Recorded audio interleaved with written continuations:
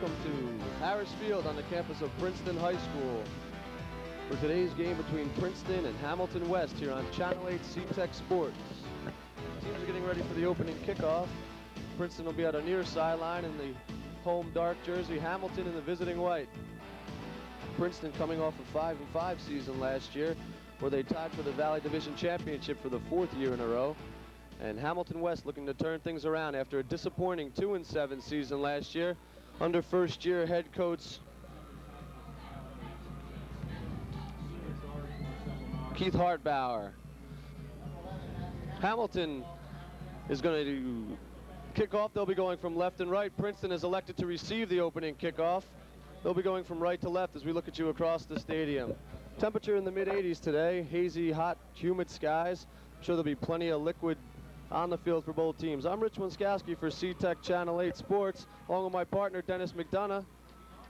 We'll be calling all the action. This is the first of 11 games that C-Tech Channel 8 will be carrying this fall. Full schedule of football on the calendar for C-Tech this season. Big kickoff, and I don't think we can pick a better game. It's a game of first for a lot of people. You got a new quarterback for Princeton, pretty much a whole brand new varsity squad playing for Hamilton. We got a new announcer in the booth. We got new guys in the truck. Hey, let's run. Yeah, but just give us a little time to work the kinks out here, folks. Now we have the battle of the sophomore quarterbacks going today. For Princeton, going with sophomore starter Arthur Gross. And Hamilton will be starting sophomore Greg Muckerson. Here's the opening kickoff. Hamilton kicks it off, short kick. Coming down around the 25-yard line. It's handled by Princeton. He's cutting right. He's got some room, and he's tackled all the way out to the 37-yard line. Nice run back that time.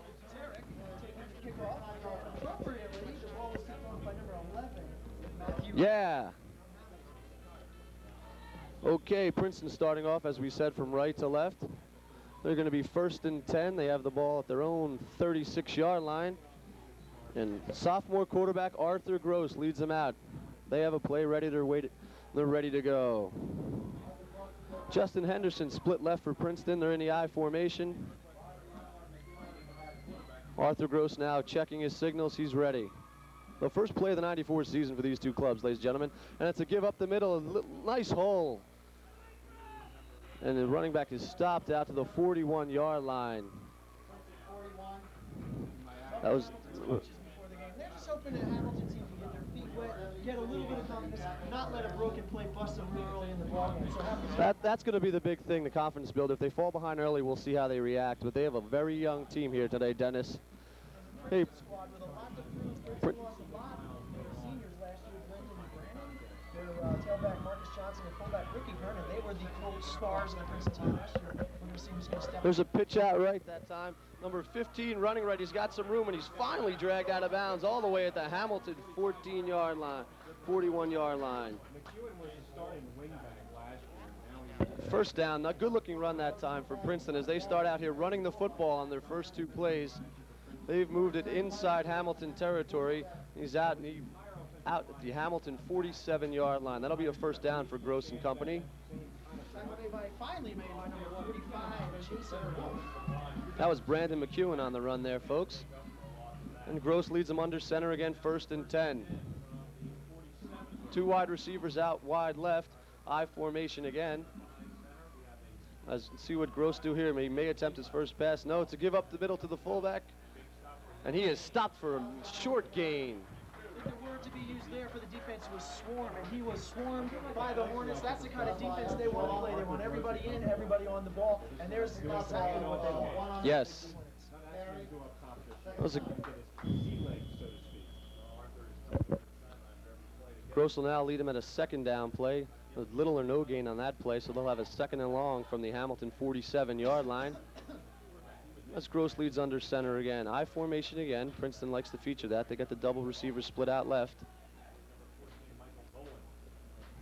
As Gross barks signals under center in this opening ball game. To give us to the right side. Big gain, big hole that time. As Princeton continues to exploit the Hamilton defensive line. They're all the way inside the Hamilton 38-yard line that time. Good looking run. Princeton running backs really doing the job here early.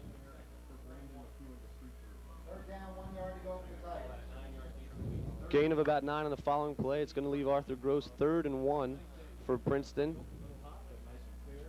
as they come up here on a 3rd down and short yardage situation.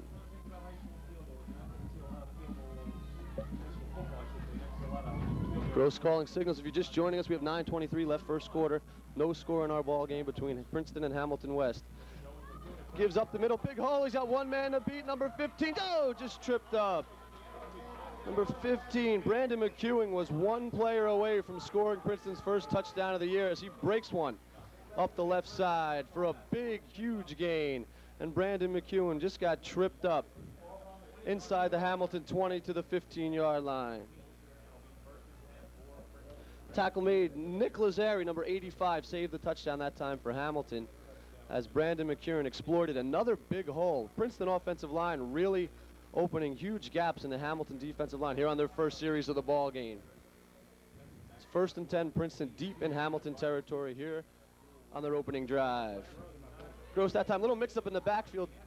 McEwen got the handoff and he was swarmed over by the defense. Hamilton wasn't falling for that time. They tried another give to McEwen and Hamilton stuffed it. As we stated earlier, Hamilton has 5 sophomores starting on defense. This will really be a learning experience for them going up against this Princeton squad in their opening ball game. That'll leave Princeton with a 2nd and I will call it about 13 as he lost yardage that time. They're just inside the Hamilton 20. Gross under signals again. He's yet to attempt his first pass of the ball game. Pitch out left side again, McEwen. He's looking for blockers. Good backside pursuit that time by Hamilton. Short game. Number 45 for Hamilton, Jason Wolf, came from the backside to make the tackle on that play.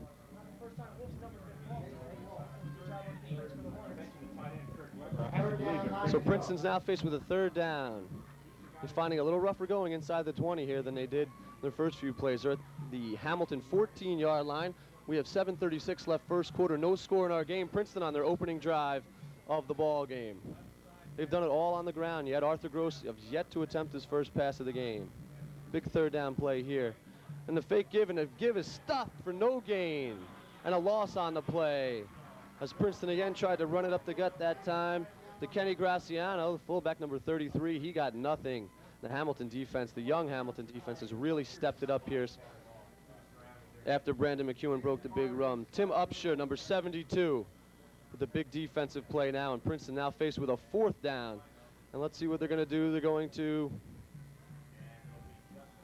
attempt a field goal here on 4th down. Number 13, Jason Carter, he attempting his first field goal of the game, of the year, I should say. And the kick is up. And it is no good. Jason Carter for Princeton misses a field goal wide left that time. He pushed it a little bit. And Princeton comes away empty. No points on the opening drive. An impressive opening drive. They got down inside Hamilton's 20 where the defense stiffened. And they had to settle for the field goal try by Justin Henderson, and it just sailed wide left. So we still have no score left in our ball game. 6:44 left in the first quarter between the Princeton High Little Tigers and the Hamilton West Hornets. That's going to be a big boost to the Hamilton West Hornets defense. They looked like they were in big trouble. Princeton broke the big play. Hamilton toughened up 3 straight plays in a row, trying to run it up the gut around the end. Hamilton let him go nowhere, made him forced to kick the field goal, and of course Princeton could not connect. So Hamilton's got the ball, 1st and 10 from their own 20. Let's see what they can do on offense. Leading the Hamilton Hornets, and give us to the left side. Running play up the left side. Short gain on that play. Not much there as the Princeton defense stifled. As we said, Greg Muckerson starting at quarterback today for the Hamilton West Hornets. He's number 3. He's a sophomore going about 5'8", 154. Coach Hartbauer's got a lot of confidence in Greg. He said it'll be a learning experience for him as he goes through his first full season as a starter. He's under center again. In the eye and the pitch out right. Goes to Hamilton and he stopped. Oh, a host of Princeton tacklers. Not much there again as the Princeton defense tightened. Back comes the swarm from the other end of the field now. The Princeton team swarming all over the Hamilton offense. Well, Dennis, Hamilton deep in their own territory here on their opening drive of the season. Coach Hartbauer said the theme of the team this year is respect. They wear T-shirts all over the campus. Everyone associated with the program. They're looking for some respect this year after going 2-7 last year. They won their final 2 ball games though, so things are looking up for this young Hamilton squad. As opposed Muckerson rolling out right here. He's rolling out on third down. He's rolling. He's got some room. Now the hole's cut, and he's still going. Nice looking run that time by Greg Muckerson as he kept it along the left side. Was finally pushed out of bounds short of the 30. I don't know if Muckerson's real happy about the run that he had or about the busted play that he had to run out of, but it looked like he got down close to a first down. And it looks like we might have a measurement. Depends on where they marked it. I thought he was clearly past the line, past the 30-yard line. It is going to be close here. Oh, the marker's saying fourth down now. He may have been a little short there. As Muckerson kept it on the left side, we can't tell yet if that was a controlled rollout or a broken play. He's short by a long shot. I think the ball marked at about the 26-yard line, so it's 4th and 4 in a definite punting situation. Back to punt is Hamilton on a 4th and 4. They're going to kick it away from deep in their own zone as the Princeton defense holds. The snap kick almost blocked. Short wobbly kick taken at the 48 by Justin Henderson. He's running left. He's got some room along the left side. He's still going. Good looking run down to the 40, the 30, and pushed out of bounds at the 30-yard line. Nice run back by Justin Henderson. He's a junior. First punt return of the season for him, and he almost broke it. He had a lane down the left sideline for a minute, Dennis. Number 89, Jay Sabo, finally pushed him out of bounds, or that could have been even a bigger gain. So another near broken play for Princeton. Jay Sabo saving the touchdown there, knocking him out of bounds at the 30. And again, once again, Hamilton's defense is going to be tested here. Yes, Princeton starting off deep in Hamilton's territory. We have an official timeout on the field. And with that official timeout, we'll tell you there's 5:15 left in the first quarter. No score between Princeton and Hamilton West. Another rookie in this game running onto the field right now. That's the trainer, Linda Cyborski, for the Hamilton Hornets. She's filling in. Their head coach was their trainer for the past 5 years. He's now stepped up to the head coach position. She stepped into the trainer's position. So help coming from everywhere at Hamilton. As we told you earlier, folks, very warm out here on the field. Temperature in the mid-80s on a hot, hazy September afternoon. And these players stocking up with fluid, water, Gatorade, whatever they can get their hands on all day.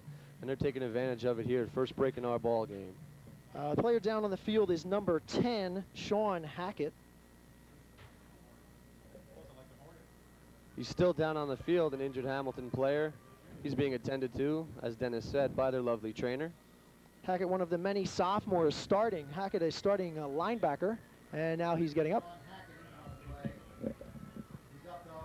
He's up now, walking it off. Walking on his own power, seems to be shaken up. Maybe just got the wind knocked out of him. Rich, I don't know if you saw that, but I think Paul McCartney's running camera for us down there. He was just swarmed by a host of cheerleaders from Hamilton. He said it's like Beatlemania all over again down there.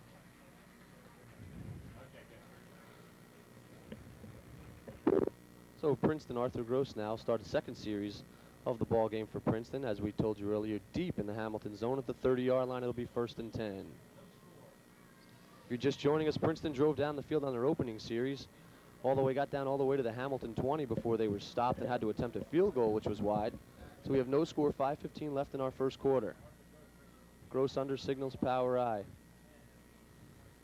And the give is to McEwen. Oh, nice ankle tackle by number 40 of Hamilton. Ricky Marquez that time got into the backfield and tripped up McEwen before he could even get ahead of steam, Dennis. Nice play. That's the way to tackle. You hit the guy low, you take his knees out, you take his feet out from underneath him, there's nothing to run on, and he goes down. Beautiful low tackle, not one of those up at the shoulder things where they just bang and the guy can spin off you and go for more yardage. That was pretty play. McEwen had nowhere to go, and he might even have lost a yard. So it'll be 2nd and looks like just about 11 for the Princeton Little Tigers. They give again, and now it's kept by Gross on the option. He's nice cut that time by Gross. He kept the play on the option, fake to the fullback, and then we have a late penalty flag coming in late that time as Gross kept it. Great play action fake, number 33, Kenny Graziano. He faked us out because we both would have been going for him. They would have run a touchdown against us on defense. But well, it's the first game of the year for us, Dennis. We'll work on that as the season goes along. Luckily, our defensive backfield was there to pick us up. Princeton players moving backwards. The flag seems to have been against Princeton. As the officials confer that time, our first penalty of the game and of the season. 4.5 minutes to go now, first quarter. No score between Princeton and Hamilton West. As the official gives the signal, that's going to push Princeton back a little bit. First penalty of our ball game. Officials working today's game. The referee is Sherm Smith. The umpire is Dave Nance. Linesman Gene Covell. Field judge Charles Snyder. Charles Snyder is the back judge. The field judge is Bill Van Syke. And up here in the booth with us, the clock operator, Mr. Jim Wilno. That was a personal foul on the Princeton. The flag came in late. Looked like a dead ball foul, personal foul on a member of the Princeton squad. Somebody got a little too aggressive, and it cost them 15 yards. So now Princeton's backed up all the way to the Hamilton 43-yard line. 4:24 left in our first quarter. And they're going to have a third and very long third and about 23 for Princeton. Right, so that was a dead ball foul, so we third and 23. Throw snap back to pass. Now swing pass left, out left flat for 15, and he's taken out of bounds hard at the Hamilton 37-yard line. Brandon McEwen caught that pass out of the backfield. He's going to be called on to do a lot this year, and he's doing a lot already in this ballgame. Sean Hackett, number 10, rode him out of bounds inside the Princeton 30. Pick up on 5 yards and a 5-yard play. And C-Tech Sports is proud to welcome McDonald's of Somerset and Hunterton as a sponsor of high school football here on C-Tech Channel 8 cable systems. There's a McDonald's located near you. Weber back. All the area McDonald's wish to express every Central Jersey team the best of luck. And now Princeton back to punt, their first punt of the game. Nice kick that time, deep into Hamilton territory, and they let it bounce. That's going into the end zone. That's going to be a touchback. Kirk Weber that time. We're going to be mentioning his name a lot today. He's a Division I prospect. A lot of Division I scouts have come to see him. He's a senior for Princeton, tight end, defensive end, and also the punter. Once again, the Hamilton defense holding their own. The young defense has been tested. They have not been busted. And now let's see if their offense can get a little bit more underway here. As Greg Muckerson comes out for his second series of the game. As Dennis told you, it's been a sort of a defensive battle. Teams keeping it mostly on the ground. The Hamilton defense is bending but not breaking against Princeton. And there's still no scoring a ball game with 4 minutes and 1 second to go in the first quarter. As Hamilton comes up to the line, Muckerson calling signals. They're starting at their own 20-yard line, 1st and 10. Give us to the fullback up the middle, short gain that time. Kick up of maybe two or three. That was number 23 that time. Dietrich Watson, he's going to be called upon in the backfield for Hamilton this season. Watson, another sophomore. Seems like all we keep talking about, these young sophomores of Hamilton. He's 5'9", 170, tailback and linebacker. So Hamilton has 2nd and 10. Their own 21, we'll call it 2nd and 9. He might have picked up a yard. And the give again, no, now he's back to pass in the flat. S outside to the right, and there's no gain on the play. It's going to be a loss on the play. Nice play, brought down immediately by Wanza Carter of Princeton. He wasn't fooled at all by that little fake. They tried to swing it out in the backfield, and it just didn't work. Hamilton's got the number 1 and 2 receivers in the county coming back from last year. Jay Sabo and Antoine Bethay, but they've got to establish their running game before they can throw it out to the swing. Tried to get a little inventive that time with a little swing pass, and it went for a big loss. So Hamilton comes up into center, 3rd and long. 3rd and about 12 now for Hamilton. He's back to pass again as Muckerson's looking deep. Oh, and a pass batted down. Incomplete. Number 56 for Princeton. Marcel Lamar knocked that pass down before it had a chance to get anywhere.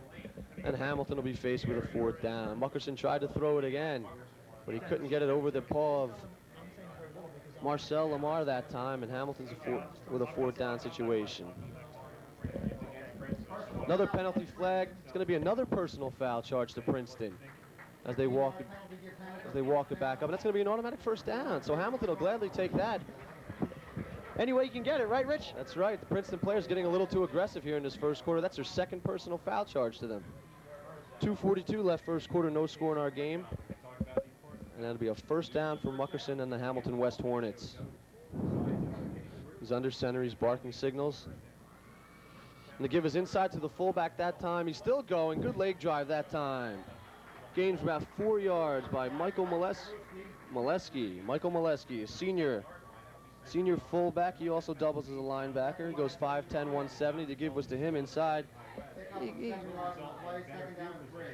got 7 yards that time. Good looking run. He did it mostly with leg drive. So 2nd and 3 for Hamilton. They're going from left to right across our field here on C-Tech Channel 8's first telecast of the season. First of 11 ball games brought to you on Channel 8. Muckerson leads his troops in, 2nd and 3. Give us to the left side again. A nice tackle that time, short gain. Give that time was the number 21, Monsell Fleming.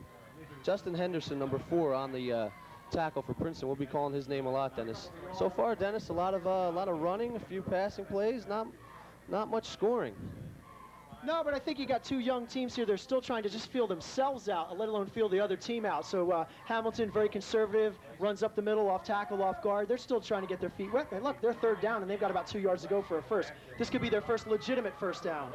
Doesn't look like it this time. No, not on that play. The give was inside again, and Princeton was not fooled as they stuffed the run that time. That's going to bring up a 4th down. 54 for Princeton. Ron Ira. It's helped by about 4 or 5 other Princeton tacklers, and it's going to be 4th and 3 for Hamilton. So just when we start to talk about how they're getting their feet wet and they're moving the ball a little bit, they get stopped, and now they're 4th and 3. Well, Princeton's defense no slouch either. They know they had the job again to do. 3rd down and long. There's a shot of number 33 for Princeton coming off. So Hamilton's going to kick it away, looks like, on 4th down. Henderson back deep. Justin Henderson back deep. He almost broke a punt return on his first punt return of the game. And he's back to receive it again. He's at his own 35-yard line. Snap is good. Kick is up. Better kick this time. Spiral kick coming down. Henderson lets it bounce, runs away from it as he's taught, and still bouncing. It's going to be down by Hamilton at the 34-yard line. So for the first time in our game, Hamilton has backed Princeton up into their own end. 40 seconds left here. We're late first quarter. We still have no score in our ball game. Antoine Bethea, number 12, downing the ball for the Hamilton Hornets. And Arthur Gross comes out again to try to get something going for Princeton. Their opening drive, they were looking good, exploiting big holes in the line, got down to the 20 before they were stopped, and a field goal attempt sailed wide. Clock running now, 32 seconds left first quarter, no score, as Princeton starts at their own 34-yard line. This is their worst field position they've had in 3 series. I formation, split. Justin Henderson split out left, gives up the middle. Nice run that time. Picks up 5 on the play. Doward, Princeton running back that time, getting about 5 on the play. You have to bear with us, folks. Our spotter called in sick today. No, it's worse than that. I don't know. You normally get a numerical or an alphabetical. We've got neither. It's by year, by class. It's all over the place. And that's the end of the first quarter here at Harris Field on the campus of Princeton High School. Our score, the Princeton High Little Tigers nothing and the Hamilton West Hornets nothing. The teams will take a little break now as we get ready to start the second quarter of our ball game. First quarter featured a little different looks from the two squads. As you said, Hamilton coming out conservative, trying to get their feet wet under a new sophomore quarterback. But our battle of the sophomore quarterbacks hasn't been all that bad so far, Dennis. No, and I think both teams have to be pretty pleased after one quarter play. Nobody's behind by more than a touchdown. Nobody's behind. They're tied 0-0. Hamilton still hasn't shown us a whole lot on offense, but they've gotten a little bit better each time they've had the ball, only twice. Their one first down they've got was a gift from Princeton, their second personal foul of the football game. Princeton Got to give them himself on offense with that also. Excuse me, Dennis. Has got to give them confidence coming out of the first quarter in a scoreless tie. Like you said, they're not behind.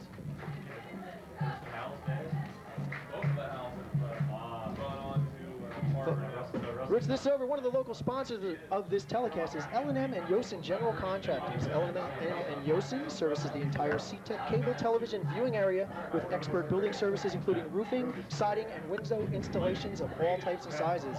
L&M and Yosin does not cut corners. They do the right job. For all the home improvement needs, we urge you to call L&M and Yosin at area code 908-782-8845. And welcome back. As we start the second quarter, folks, as we told you in our scoreless tie, the teams have switched sides of the ball. Now it'll be Princeton going from left to right. 2nd and 6 from their own 36-yard line.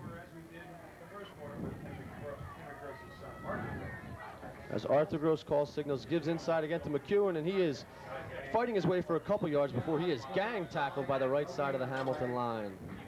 Look at number 10, Sean Hackett was at the bottom of that, wrapping him around the ankles, holding on till he got relief and some help from the defensive backs. We've been calling Brandon McEwen's name a lot in his first quarter. He looks like the featured back in the Princeton offense this afternoon. You score and you start thinking, He almost broke one on their opening series down deep in Hamilton territory. He was one tackler away from a touchdown. Something to break the log. He's the big guy, the senior. He's been here before. So Princeton now faced with a third down from their own 37-yard line. There was little or no game on the play. It's going to be third and about, we'll call it 6. Arthur Gross now rolling out, play action, pass over the middle, incomplete. And oh, what a shot he took. Arthur Gross took a shot that time. By number 40, came in and just laid a lick. Ricky Marquez that time, the senior, came in and popped Gross as he let go of the ball, and the ball fell incomplete. So this young Hamilton defense improving with every series, and they face Princeton with a 4th down. Number 74 also in on that tackle, Hamilton. Battle of the punters so far here today. And Kirk Weber's back to punt again for Princeton. Snap is up. A low end over end kick taken and fumble on the play. Let's see what the officials call. Princeton saying they have it. The punt was muffed. Let's see what the officials score. And Princeton recovers it. So Princeton getting the first turnover of our ball game, the first big break, as the punt was fumbled back on the 33-yard line. Number 56 coming out with the ball. JV coach Joe Laporta, that's the busted play Hamilton was fearing early in the ball game. This gives Princeton great field position and a golden opportunity to score, but once again, they haven't done too much against the Hamilton defense. Well, they're going to get another shot at it right now on the turnover, the first turnover of the season, as the punt was muffed by Hamilton at their own 35. And Princeton will start 1st and 10. Just over 11 minutes to go in the second quarter of our ball game. No score between Princeton and Hamilton West. Princeton trying to So see if once they can. again, Arthur Gross calling signals there, Dennis. And inside, McEwen gets the ball again. He's fighting his way for about 4 that time. Between 3 and 4, he's back down at the 32-yard line. Arthur Gross, the sophomore quarterback, the other quarterback for Princeton, and allegedly they had about 4 or 5 or 6 guys coming out for that spot when it opened up, but Arthur Gross proving he could do the job, and he got the job. Justin Henderson is the senior, number 4, and he's also the number 2 man for that quarterbacking job. It's going to be a good year for Gross to get experience. As we said, he's also a sophomore. He's got 2 full years after this to lead the Princeton attack. You know, so far, Gross holding his own, doing a good job leading the Princeton offense. He's got his troops at a 2nd and 6 from the 33-yard line of Hamilton. Gross calling signals now. Give us to the right side to McEwen again. He's busted out the right side, looking for room, spinning. Good-looking gain that time for about 6 or 7 by Brandon McEwen. He's been the featured back for Princeton. Number 28, Joe Pizza, the linebacker, did a great job of containment. It looked for a second McEwen had a bigger hole than he did, but it closed quickly. McEwen covered a lot of ground, but unfortunately it was horizontal. And number 28 was there. He held his own, kept pushing him out, did not let him turn. That'll bring up a 3rd and 3 for Princeton and Arthur Gross inside the Hamilton 30 at the 28-yard line. As Gross tries to lead this team to their first score of the season. 3rd and call it about 4. Gross barking signals again. Oh, the fumble on the play. McEwen picks it up. He's running left, and he's knocked down as fumbles the ball. Scramble for it. Hamilton's got the ball. So Princeton turns it right back over to Hamilton. McEwen picked up the muffed handoff, was running left. Looked like he had a little bit of room, but closing fast, the Hamilton defense knocked him down, and he fumbled the ball. I had number 48 picking up the football. Hopefully we'll try to verify that, but Hamilton, the beneficiary of their first takeaway of the season, so turnovers on the game are 1-1. Another glorious scoring opportunity lost by Princeton. Yep. Number 15, Brandon McEwen. It was a busted play in the backfield. Ball was fumbled. McEwen picked it up on the bounce, tried to break it outside. Then he lost a handle on the football. Hamilton with the ball, 1st and 10 from their own 27-yard line. And Muckerson gives right side, little or no gain that time. So it'll be a 2nd and long coming up for Hamilton. Number 23, Dietrich Watson. I think number 52, Derek Vernon, did a nice job. He wrapped him around the outside and hung on, trying to strip the ball.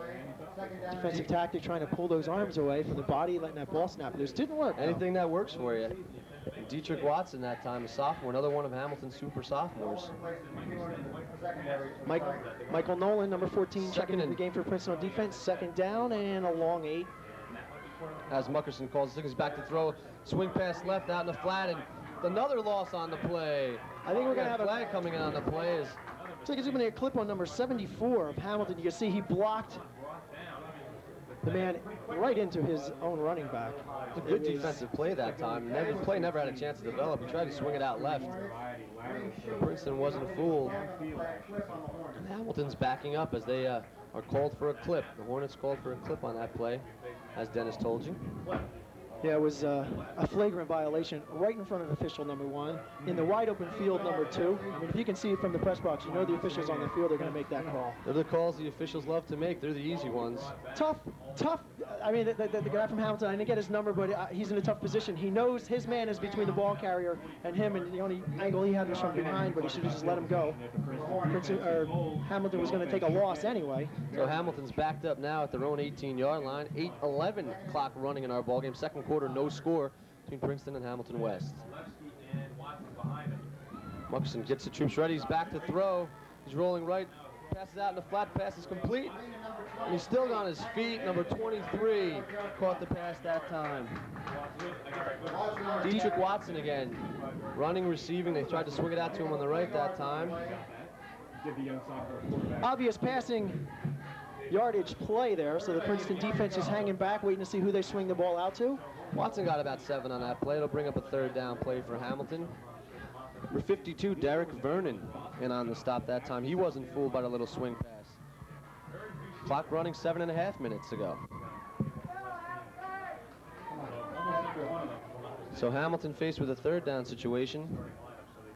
As Muckerson calls signals from the shotgun, gets the snap. Now he's running for his life, still on his feet, running left, dodges one man. Nice move there, spinning, and he's hit hard down to the 27-yard line. Muckerson did a lot of running for not much yardage that time. And I did not like the way he was holding the ball when he was running and dodging and slinking down the field. One hand, not the way to do it. So that'll bring up a fourth down for Hamilton, folks, and we'll be right back after this message on Cable 8 C-Tech.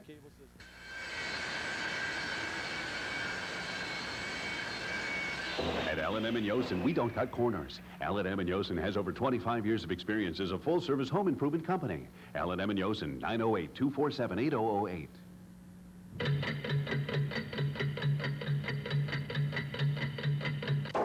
L&M & Yosen, now that's hitting the nail on the head. With L&M & Yosen's trouble-free additions in custom remodeling. L&M & Yosen, 908-247-8008. Folks, on Channel 8, C-Tech Systems are game between the Hamilton West Hornets and the Princeton High Little Tigers. There's no score left in our ball game. We're about midway through our second quarter, 6:35 to go in our first half. No score in our game, and Hamilton's faced with a fourth down situation. So back to punt again is Hamilton. Matthew Hamilton back to punt. He's handling the punting chores. He got hit hard on the punt. Nice punt. Taking it. Oh, nice hit that time. Justin Henderson received the punt, and he was swarmed over to Hamilton. Number 10, Sean Hackett was there, but he was crunched. It was like, here's the ball in my hands, and bang, here's 2 Hornets right on top of me. Nowhere to go, no return yards. I think that's got to be a bit of a surprise for Princeton. They weren't going to let Justin Henderson get any room that time. He's been returning punts all day for Princeton. Almost broke a long one, as we told you, early in the first quarter, and Princeton will have it 1st and 10. Once again, Arthur Gross will lead his troops out. Timeout on the field with 6:15 left in our first half. No score, as we've told you. Officials calling a timeout, and now the clock is ready to go. Officials had to work something out there. First and 10 for Princeton. Their own 45. Throws back the pass, throws it out in the flat to Kirk Weber. Oh, he took a shot. What a catch. Nice grab by Kirk Weber that time at the Hamilton 45-yard line. He got hit just as he caught the ball, but he held on. Beautiful one-handed catch by Kirk Weber. He had nothing but one hand to reach up with. He went up fully extended with the arm and did a beautiful job to just come down with that football. There was a beautiful play-action fake on the line of scrimmage. I don't know if you saw it. Awesome job by the Princeton We told you Kirk Weber was a prospect. A lot of schools interested in him, and that's one of the reasons why right there, and a beautiful catch. Beautiful catch on not a great thrown ball. Weber was going down. He had to reach up, and he made a nice play on it. So Gross now has a second down from the Hamilton 45-yard line. He's calling signals. Give his inside handoff that time. Still on his feet, running 2 or 3 yard gain on the play. be a first down. Tackle by the They state. did get the first down, but I've always liked the pass. So Princeton now will have a third down situation as the short running play up the middle didn't gain much that time. Hamilton defense more than holding its own. First down, Tigers. At the Hornet 43-yard line. As they're moving. So they're going to mark it first down for the Princeton Tigers at the 43-yard line of the Hamilton Hornets. We've been saying that a lot throughout this first half. Princeton's been on Hamilton's side of the field a lot, deep in Hamilton territory, but they've yet to score. Hamilton employing the bend but not don't break defense. Exactly. So now with 5 minutes. First down and the play is stopped. We have a whistle. See what the officials are conferring about. Rich, you mentioned that SeaTech proud to be sponsored this year by the McDonald's restaurant chain, and McDonald's is also the sponsor of the high school player of the game every week, so we have an extra job to do up here. We've got to pick our player of the game. I don't know what he wins. Does he get a free Big Mac, large fries, and a Coke, or what? We'll have to work that out as far as what is McDonald's prizes, but as we told you folks, there is a McDonald's located near you. They're located in Hillsborough, Somerset, Franklin, Clinton, Flemington, Somerville, and White House. They're all over the place, folks. Just look for the Golden Arches. Stop by your local McDonald's before or after any high school football game. Princeton's just about ready to go. They're at the Hamilton 48-yard line. 4:49 left in our first half. No score between Hamilton West and Princeton High. With the slot back set now for Princeton. Gross calling signals, fakes the pitch out, little muffed handoff. Justin Henderson has it.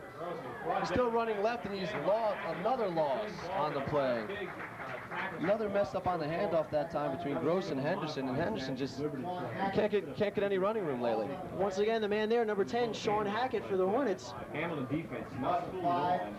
The Hornets defense is looking Hamilton pretty doing a good. nice job to stay in their lane or stay in their zone. They're not getting sucked up. Yeah, they see the balls being bobbled in the backfield, but everybody's staying outside where they belong, trying to make those Princeton Little Tigers turn it up. It's going to be second and long now for Princeton. Henderson lost about 5 on the play. Shot of the future football players for Princeton on the sideline there. Looks like Princeton's got about a second and about 19 for Gross. Let's see what he tries to do here. And timeout.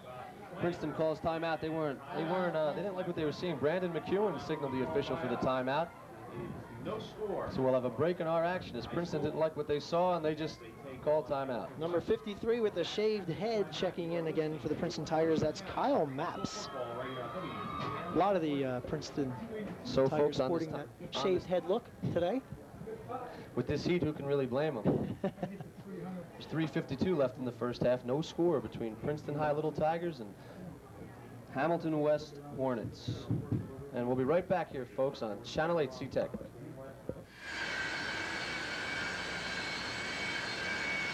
At L&M and Yosen, we don't cut corners. L&M and Yosen has over 25 years of experience as a full-service home improvement company. L&M and Yosen, 908-247-8008.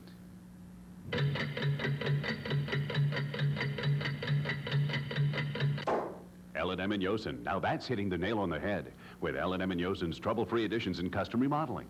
L&M and Yosen, 908-247-8008.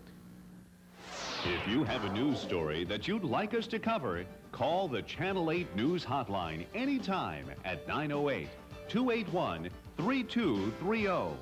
Or fax us a news release at 908-359-0142. We're back with you, folks, here from Harris Field. Princeton and Hamilton West locked up in a scoreless battle. Princeton with the ball passed back. Oh, nice pass that time. Flat. Caught over the middle. And nice job that time. Gross completed. That looks like it's the best looking pass of the day. Michael Nolan was wide open over the middle of the field. After he caught the ball, was initially hit by number 45 of the Hornets, but he did not go down. He just spun off of one tackler, picked up a few more yards. Great pass play. Really good looking play that time by Gross. That's got to give him a lot of confidence, only being a sophomore, being able to complete that pass. So now Princeton will have a third down on the Hamilton 43. 3:18 and counting to go in our first half. No score between Princeton and Hamilton West. Third down, a long 9 yards to go for Princeton. It's Gross now trying to throw it again. He's back to and the pass is tipped incomplete. And Gross took a shot late that time. Any flag on that? Still checking. No, it doesn't look like a flag on that play. Gross took a shot as he released the ball. The pass fell incomplete. He tried to go over the middle again that time, and Princeton's going to have a fourth down situation. essentially returning receivers. Princeton coach Keith Wadsworth, coming off a 5-5 season last year. Each year they've had a new team. As we told you earlier in our show, Hamilton West was 2-7, but they won their final 2 games as a building block for this season. And both teams going at it here this afternoon. Rich, since that last tackle was made, I've been up and down the roster 3 times, and I finally found the man I was looking for, number 40, Ricky Marquez. He's the man who made the tackle for the Hamilton. And he really laid a shot on Gross that time. Yep. Gross has taken a couple hard hits in this ball game. Well, that's what you like to do on defense. Even if you don't get the man before he releases the ball, you want him to pay the price to know next time you'll be coming again. Gross certainly will remember that shot. We have a timeout on the field. Princeton faced with a 4th down at Hamilton's 43-yard line. These players getting some well-needed liquids in their systems. We told you earlier, it's hot out here today at Harris Field on the campus of Princeton High. Temperature in the mid to upper 80s. Muggy, sticky, hot, and humid. Very little breeze. Not exactly fall football weather, but these players seem to be dealing with it relatively okay. The smartest dressed people on the field, you might notice, are the officials wearing their shorts today. The referee is Mr. Sherm Smith. Umpire is Dave Nance. The linesman is Gene Covell. The back judge, Charles Snyder. The field judge, Bill Van Syke. Up here in the clock with us in this beautiful air-conditioned booth, Mr. Jim Wilno. 4th and 9 for Princeton at the Hamilton 43-yard line. Looks like they're going to go for it here. They got a I formation. Gross is going to go for it on 4th and long. Or are they going to fake it? What do you think? Now Gross back to throw. Takes another shot. Pass is complete over the middle. Kirk Weber. Nice grab, and that's going to be a first down at the Hamilton 30-yard line. And there's a great example of a receiver knowing where he has to be when he catches the ball. He's not 2 yards short of the first down. He's 2 yards beyond the marker, and that's why Princeton's got the first down. So many times you see it. You see it in the NFL too much, I think. The receiver goes down, he needs 15 yards for first. He'll run a 13-yard pattern. The defense loves that. Catch the ball, we'll tackle you, no first down. We could be calling that Gross to Weber combination a lot for Princeton this season, as another nice catch made by Kirk Weber, number 3. So first down for Princeton at the Hamilton 30-yard line as they try to score here as we come down inside 3 minutes. To give his outside that time, Brandon McEwen looking for running room. Nice hole, and it's about 7 yards, folks, before he gets knocked down. Brandon McEwen again getting the call over the right side for Princeton. Over penetration on the part of the Hornets. A lot of guys coming through the middle of the line, but the play was going outside. So they'll set up a 2nd and 3 for Princeton at the Hamilton 23-yard line. 2:24 to go in our first half. No score between Princeton and Hamilton West. It's Princeton again driving deep into Hamilton territory. Which, if these are the little Tigers, I don't want to see the big Tigers because these guys are humongous down there. Kirk Weber is listed in the book as 6'4", 250. His coach told me he's 6'5", 240, so believe what you want. Another inside handoff, that time to McEwen. He gets down to about the 20 on a short gain before he stopped. And I believe there's a flag down on the field. And we'll check out that signal for you. The officials holding against the Princeton Little Tigers. I saw someone at Hamilton pointing, so they knew right away. He might have been the guy that was getting held on to. That's another flag's going to push Princeton back and stall their drive again a little bit. They had a couple of personal fouls in the first quarter, so they're going to have to work on some adjustments, keep their tempers in check. That time, just a holding call against the Princeton line. Holding cost him 10, though, so it's going to be 2nd and a long 21. Nope, make it 11. Princeton being able to run the ball effectively here this afternoon, but still has no points to show for it. As Gross comes under center at the Hamilton 31-yard line, 2nd down. Michael Nolan split out wide to the right side again, yes. Goes back to pass, swing pass out to McEwen on the left. He's got some room, he's cutting out wide, now still on his feet, long gainer. Brandon McEwen out of the backfield. Caught the slot pass out left and took it down to about the 15-yard line of Hamilton. McEwen finally forced out of bounds by number 85, Nick Leeza. McEwen looked like he was going to tiptoe down the sideline there. Good looking play by McEwen and Gross. Gross starting to get his feet under him here in the second quarter, is completing more passes. Looks a lot more sharp. Princeton came to the line looking like they were going to pass. They had number 14 split out wide to the right. Now he splits out wide to the left side. Let's see what the Princeton Little Tigers are going to do. So they have a first down at the Hamilton, looks like 16-yard line. Deepest penetration penetration of the day for Princeton as they try to score before halftime. Towards us to the right. Gross is back to fake over the middle. Cross play up the middle. He's going to one man to beat. Number 33 for Princeton. Waiting for the signal. It'll be another first down. Down near the goal line. Good looking run that time. Kenny Graciano, they gave it to the fullback up the middle, and he almost broke it. He was one man away. Tackled him inside the 10-yard line. Draw play right up the middle. I think it caught Hamilton by surprise. They were looking for something going outside, maybe a pass play. Great call by the Princeton Little Tigers up the middle. First and goal to go from, let's call it the 2-yard line. I thought he was going for a touchdown too. Yeah, Graziano looked like he wanted to score. He had end zone on his mind all the way before he was finally knocked down. And we have another, looks like a timeout on the field with 1:28 to go in the first half between Princeton Little Tigers and Hamilton West Hornets. Princeton deep in Hamilton territory inside the 5. Imagine it's a timeout call by the Hamilton Hornets because they've got a big defensive stand that they're going to have to put on right now. They're going to have to hold Princeton. Defensive coordinator Joe Laporta is out there talking to his troops, giving them some last-minute instructions on this goal line defense he wants to play.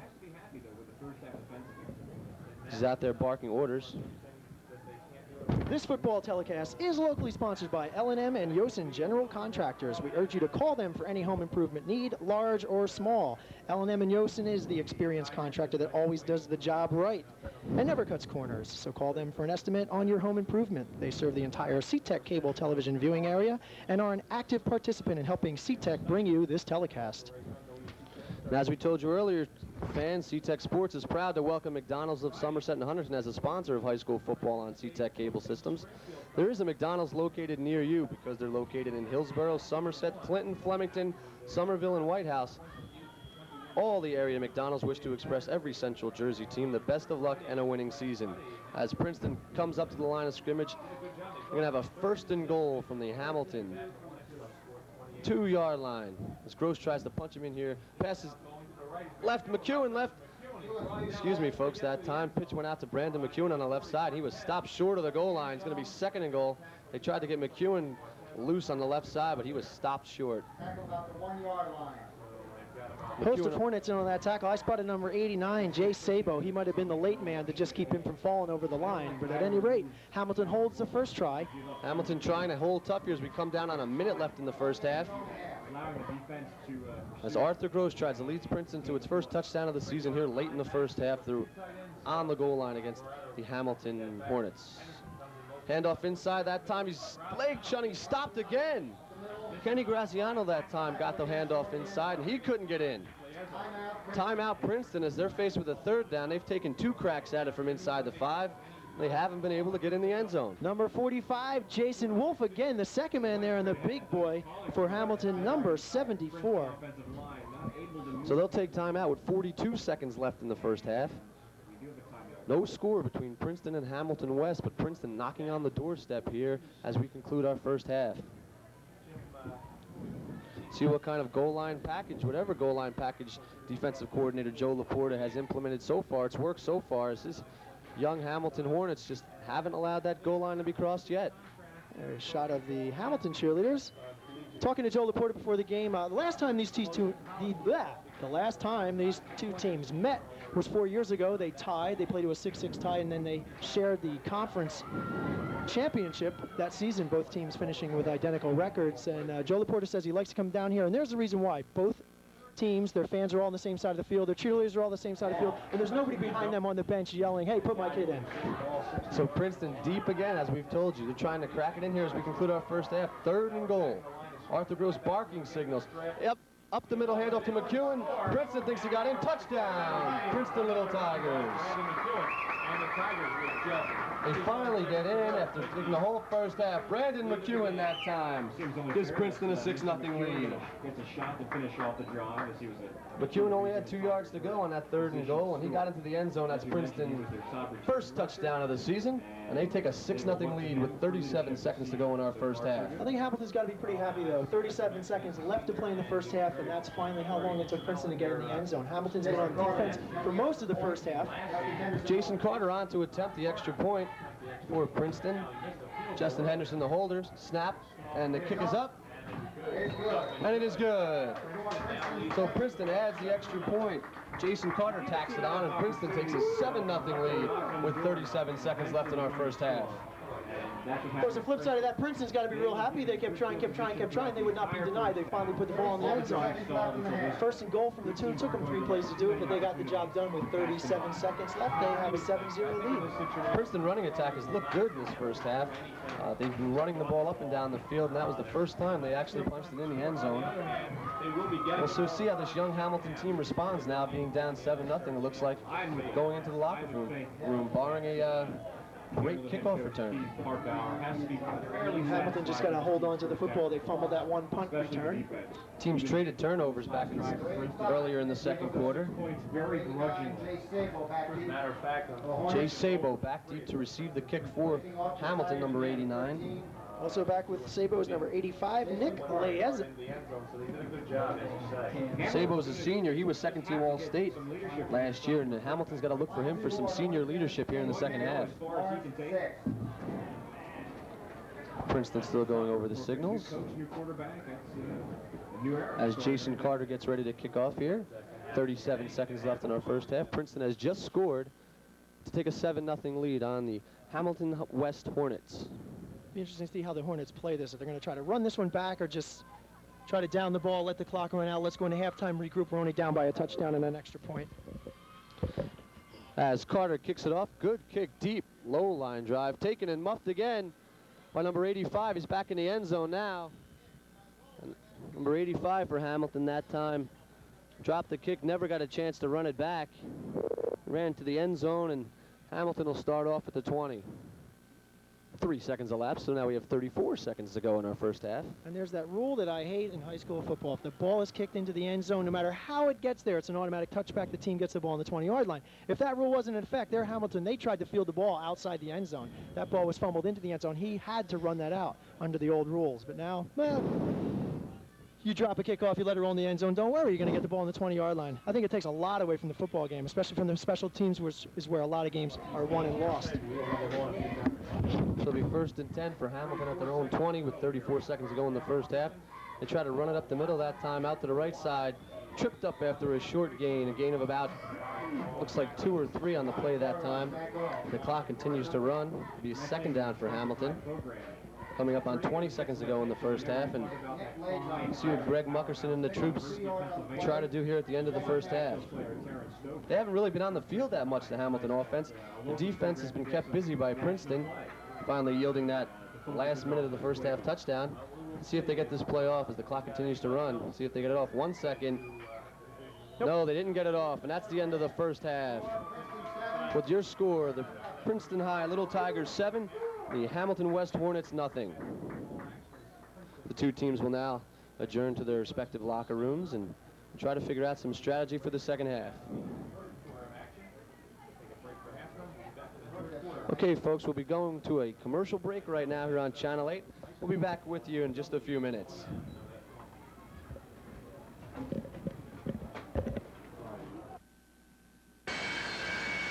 At L&M & Yosen, we don't cut corners. L&M & Yosen has over 25 years of experience as a full-service home improvement company. L&M & Yosen, 908-247-8008.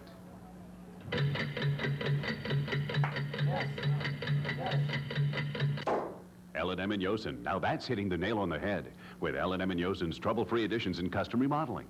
L&M & Yosen, 908-247-8008. McDonald's has a handy way to order. 1 finger gets you a Big Mac extra value meal. 2, the 2 regular cheeseburger meal.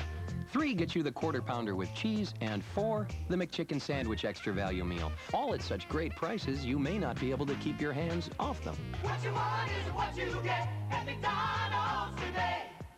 All the area McDonald's wish to express every Central Jersey team the best of luck in a winning season. Stop by your local McDonald's before or after any high school football game.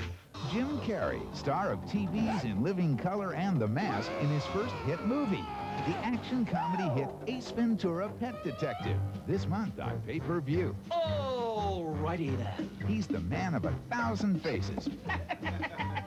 Jim Carrey in the action comedy hit you must see again and again. I don't do humans. Ace Ventura: Pet Detective. easy to order on pay-per-view. Call your cable system or check your guide for details.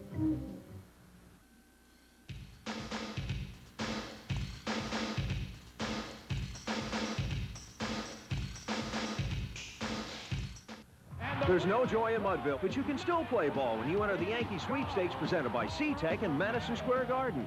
6 first prize winners will get Yankees tickets for baseball next spring. Second prize winners get Madison Square Garden Yankee merchandise worth $30.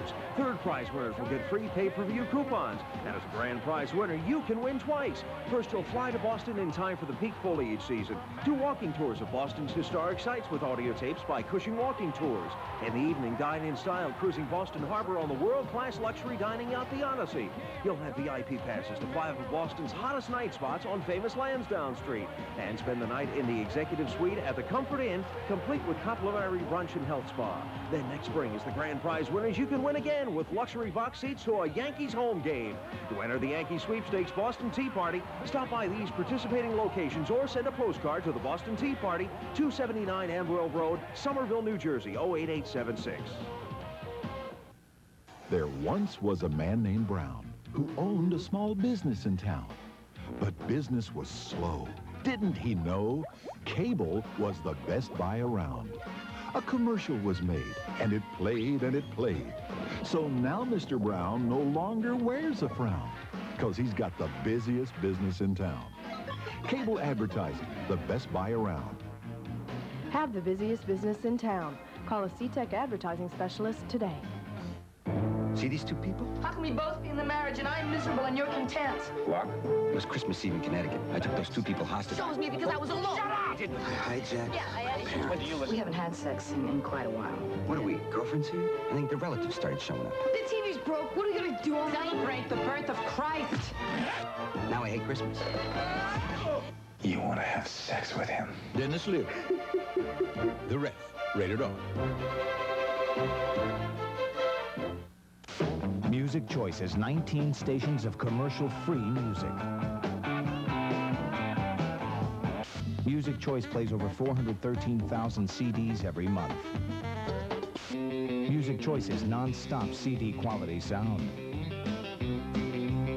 Thanks to a Music Choice tuner that hooks up to your stereo. Want to hear the other 15 stations? Call your cable company.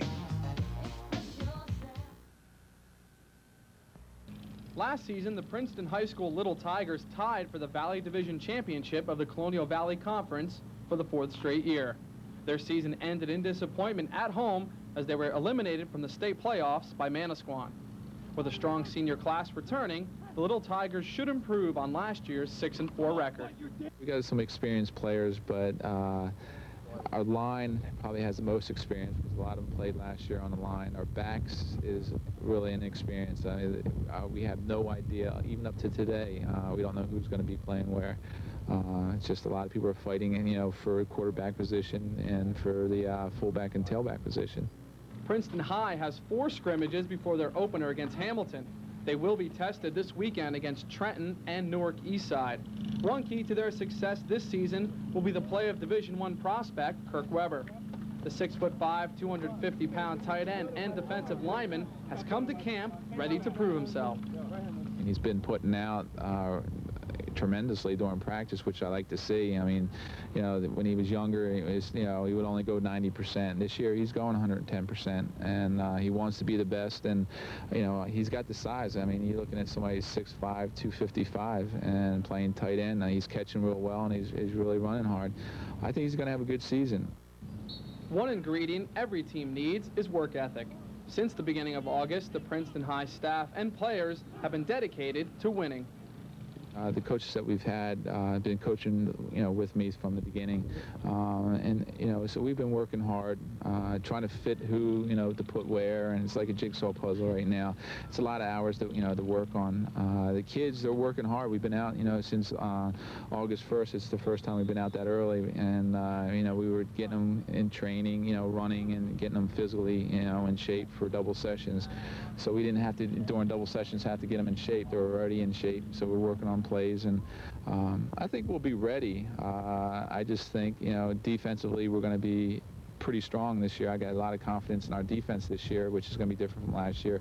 Offensively, like I said, we're going to be inexperienced, and that's something that we're going to have to work on, especially with the backfield. You know, they have to get their timing down, and you know, it's going to take some time.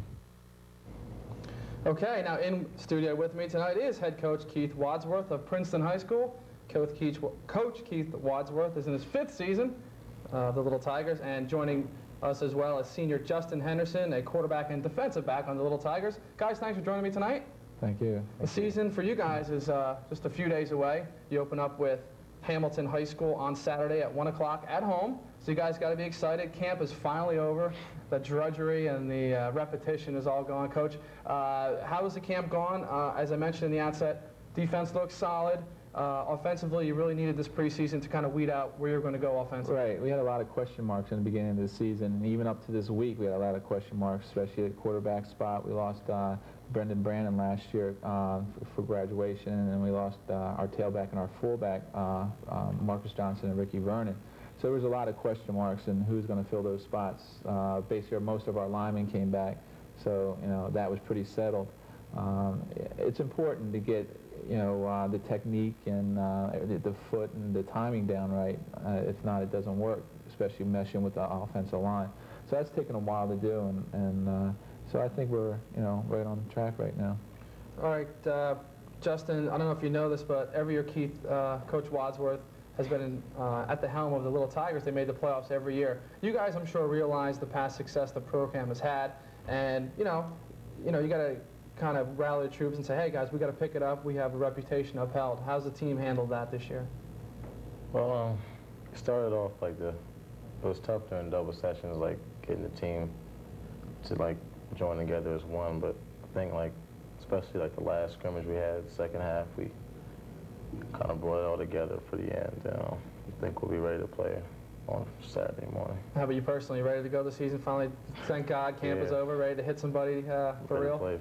Ready to play on Saturday. How about Hamilton? Have you watched any films on them? Have you gotten any idea of what they're going to be throwing you? No. Well, we've gone over some stuff in practice of what the coaches scouted from them on Saturday, but I haven't actually seen them play since they have a new head coach and a new offense. So I haven't really seen what they have except for what the coaches have told us in practice.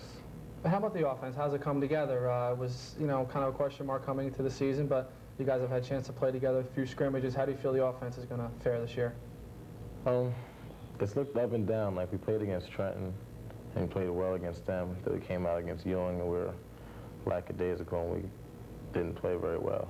Then we started off bad against New Brunswick and turned it on in the second half and scored 2 touchdowns to end our preseason. And it's looking good. Okay, what's the phone number here? 281-3240. Any questions you may have for Coach Keith Wadsworth or Justin Henderson, or if you just want to talk some high school football, give us a call, 281-3240. We'll be here till 7:30, taking all your questions, any comments you may have. Feel free to give us a buzz. All right, Coach, but anytime you start with some inexperience on offense, it's always going to take time. Justin said inconsistency, good for one series, bad for another series. Is Hamilton the type of team that you really want to start off against to test an inexperienced offense? Most definitely. First game, you have to get all the kinks out.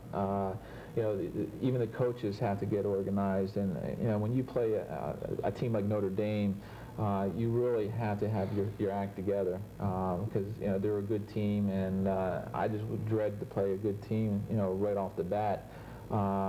Notre Dame or Hamilton, you can start out a little slower. They haven't had 2 good seasons yet, the last 2 years.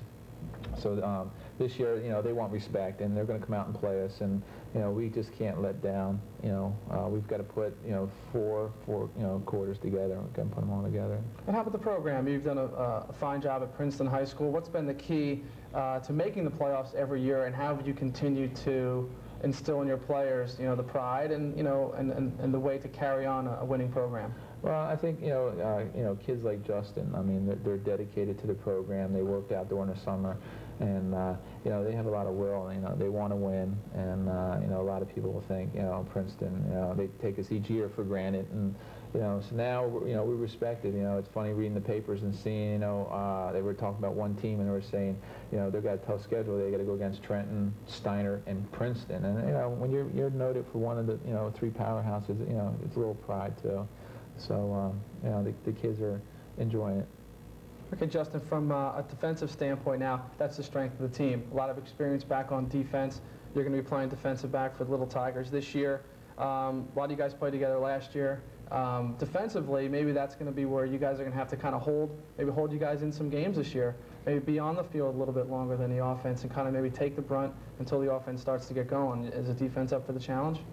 Yeah, we got some like real big hitters like Derek Vernon and Brandon McEwen at safety, and like we've done pretty well during preseason. We gave a couple of big plays on a couple of blown coverages against New Brunswick, but besides that, I think defense played pretty well, and definitely will come to hit when we go on the field on Saturday. And that includes you, of course, from your defensive back spot. Definitely. Not afraid to come up and play the run? Nah. Speaking of just your athletic ability, defense, offense, any particular position you like better, or you just like to go out and play? Nah, since I was a sophomore, they've had me playing every single. I'm like one of the people who plays like every single position on the field except for line. But Justin's a smart kid. I mean, he's a talented athlete, and he can play anywhere we put him. I mean, this year, quarterback situation. I mean, Justin, we threw him in the beginning of the season, and he's been doing real well. He's a good option quarterback, and right now, we'll make our minds up, Friday night, and who's going to fill that spot. So it's still up in the air where you're going to go quarterback-wise. Justin's real talented, and then we don't have that many weapons this year, and if we can hold them back, and end up playing Heightstown, and we really, Heightstown's bigger, they're tougher. I think Justin will definitely get the start for that. But Hamilton, we can start a little slower and see what we have, and start grooming Arthur Gross in, and then maybe towards the end, keep him in sync with the backs and the line. So. We'll see what happens. Well, that game will be on CTEC on Tuesday, September 20th. That is our first high school telecast of the season, Princeton and Hamilton. The game is at Princeton at 1:30. The Princeton Tigers are on the road, so get on down and watch the Princeton Little Tigers play Hamilton High School. Let's look at the schedule, Coach. It's an awful tough one. You open up with Hamilton, as we mentioned, Heightstown, then Notre Dame of Trenton. At L&M & Yosen, we don't cut corners. L&M & Yosen has over 25 years of experience as a full-service home improvement company. L&M & Yosen, 908-247-8008.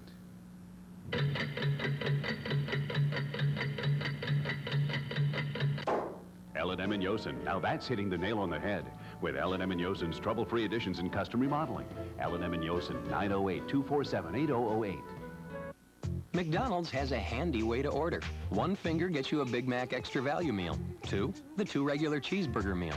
3 gets you the quarter pounder with cheese. And 4, the McChicken sandwich extra value meal. All at such great prices, you may not be able to keep your hands off them. What you want is what you get at McDonald's today. All the area McDonald's wish to express every Central Jersey team the best of luck in a winning season. Stop by your local McDonald's before or after any high school football game.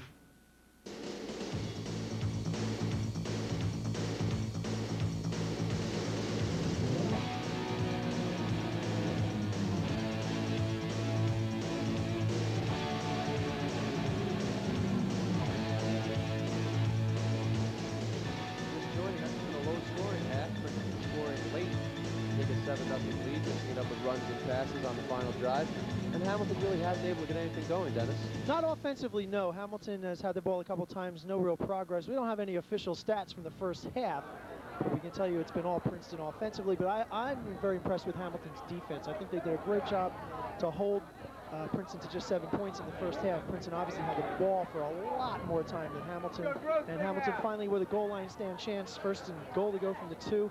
They held on 2 plays and gave up the touchdown on 3rd down. So I think the Hamilton defense, of course, the downside of that is they've been on the field a long time, and in this heat, this humidity, that's got to take a lot out of you. We're going to see how much they have left in the second half. It's got to start to wear them down. Temperature in the mid-80s here, and as you said, Hamilton's defense has been on the field for a good portion of the first half. I was talking to Coach Keith Hartbauer before the game. He said his team's young, it's trying to get on track. A lot of sophomores. It's a learning. This year's going to be a learning experience for him, coming off a 2-7 season last year. And they really haven't looked that bad here in the first half. In fact, they've been holding their own except for that late touchdown. It's also a learning experience for Coach Hartbauer, his first year coaching Hamilton. The only coach really with any experience coming back for Hamilton is their assistant coach, Joe Laporta. He's been the JV coach for 5-6 years now. And he's taking over the role as defensive coordinator this year. It's been his defensive troops we've seen on the field most of the first half. For Princeton,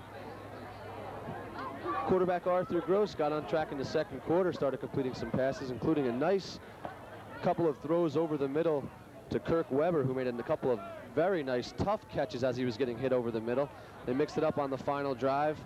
Kenny Graciano chipping in with a couple long runs. He almost got into the end zone, just tripped up at the 3. It was his run that set up the touchdown. And then Brandon McEwen took it in from about 2 yards out to give Princeton the 7-0 lead. So we'll be interested to see what strategy Hamilton comes out with. Coach Hartbauer told me he'd have to see what would happen when his team fell behind as far as keeping their confidence level up and their morale. Well, I think the big thing for Hamilton is they avoided the big breakdown early on in the ball game where the kids just fell apart at the seams. They held together pretty well. They cracked, but they didn't break until late in the second quarter. And they're only down by a touchdown. That could change rather quickly. Theme of the team this year for Hamilton is respect, as we told you at the top of the show, and Hamilton defense certainly earning it here in the first half. Let's see what their offense can do.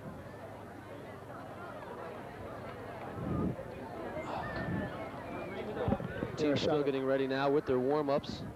Clock's all set to go. Officials look ready to go. All we need are some football players, and we'll be ready to begin the second half. Down by the Princeton High School cheerleaders. We will again have the drawing for the 50-50. Black bag. Rich, you said the clock all set to go. You said that so nonchalantly, as if it's a given. They had a big problem with the clock here last year. I don't know if you heard about it. Princeton had a game, I don't know who it was against, West Windsor or something. There was some glitch in the clock where every 10 seconds would run by. It would take a minute to count down 10 seconds. They didn't realize this until about the third quarter when the sun was starting to set, and they're still playing in the third quarter of football. And that was like one of the last games of the season. When we came here for the playoff game last year, they had a whole new clock system. It was way out on the left goal line, which was really kind of nice because you see the clock on both sides. The scoreboard clock was not official. Well, it's been perfect working order today. Yeah. I'm sure that will lengthen a game, having a clock problem like that. As you said, the sun was setting. Teams probably wondered what was going on last year. Hamilton will receive the kickoff of the second half. You got the coin toss out in the middle of the field now. Princeton going to kick it away. Hamilton has elected to receive the second half kickoff as the respective kickoff teams come out onto the field and see what they can do. They'll have the ball first starting the second half.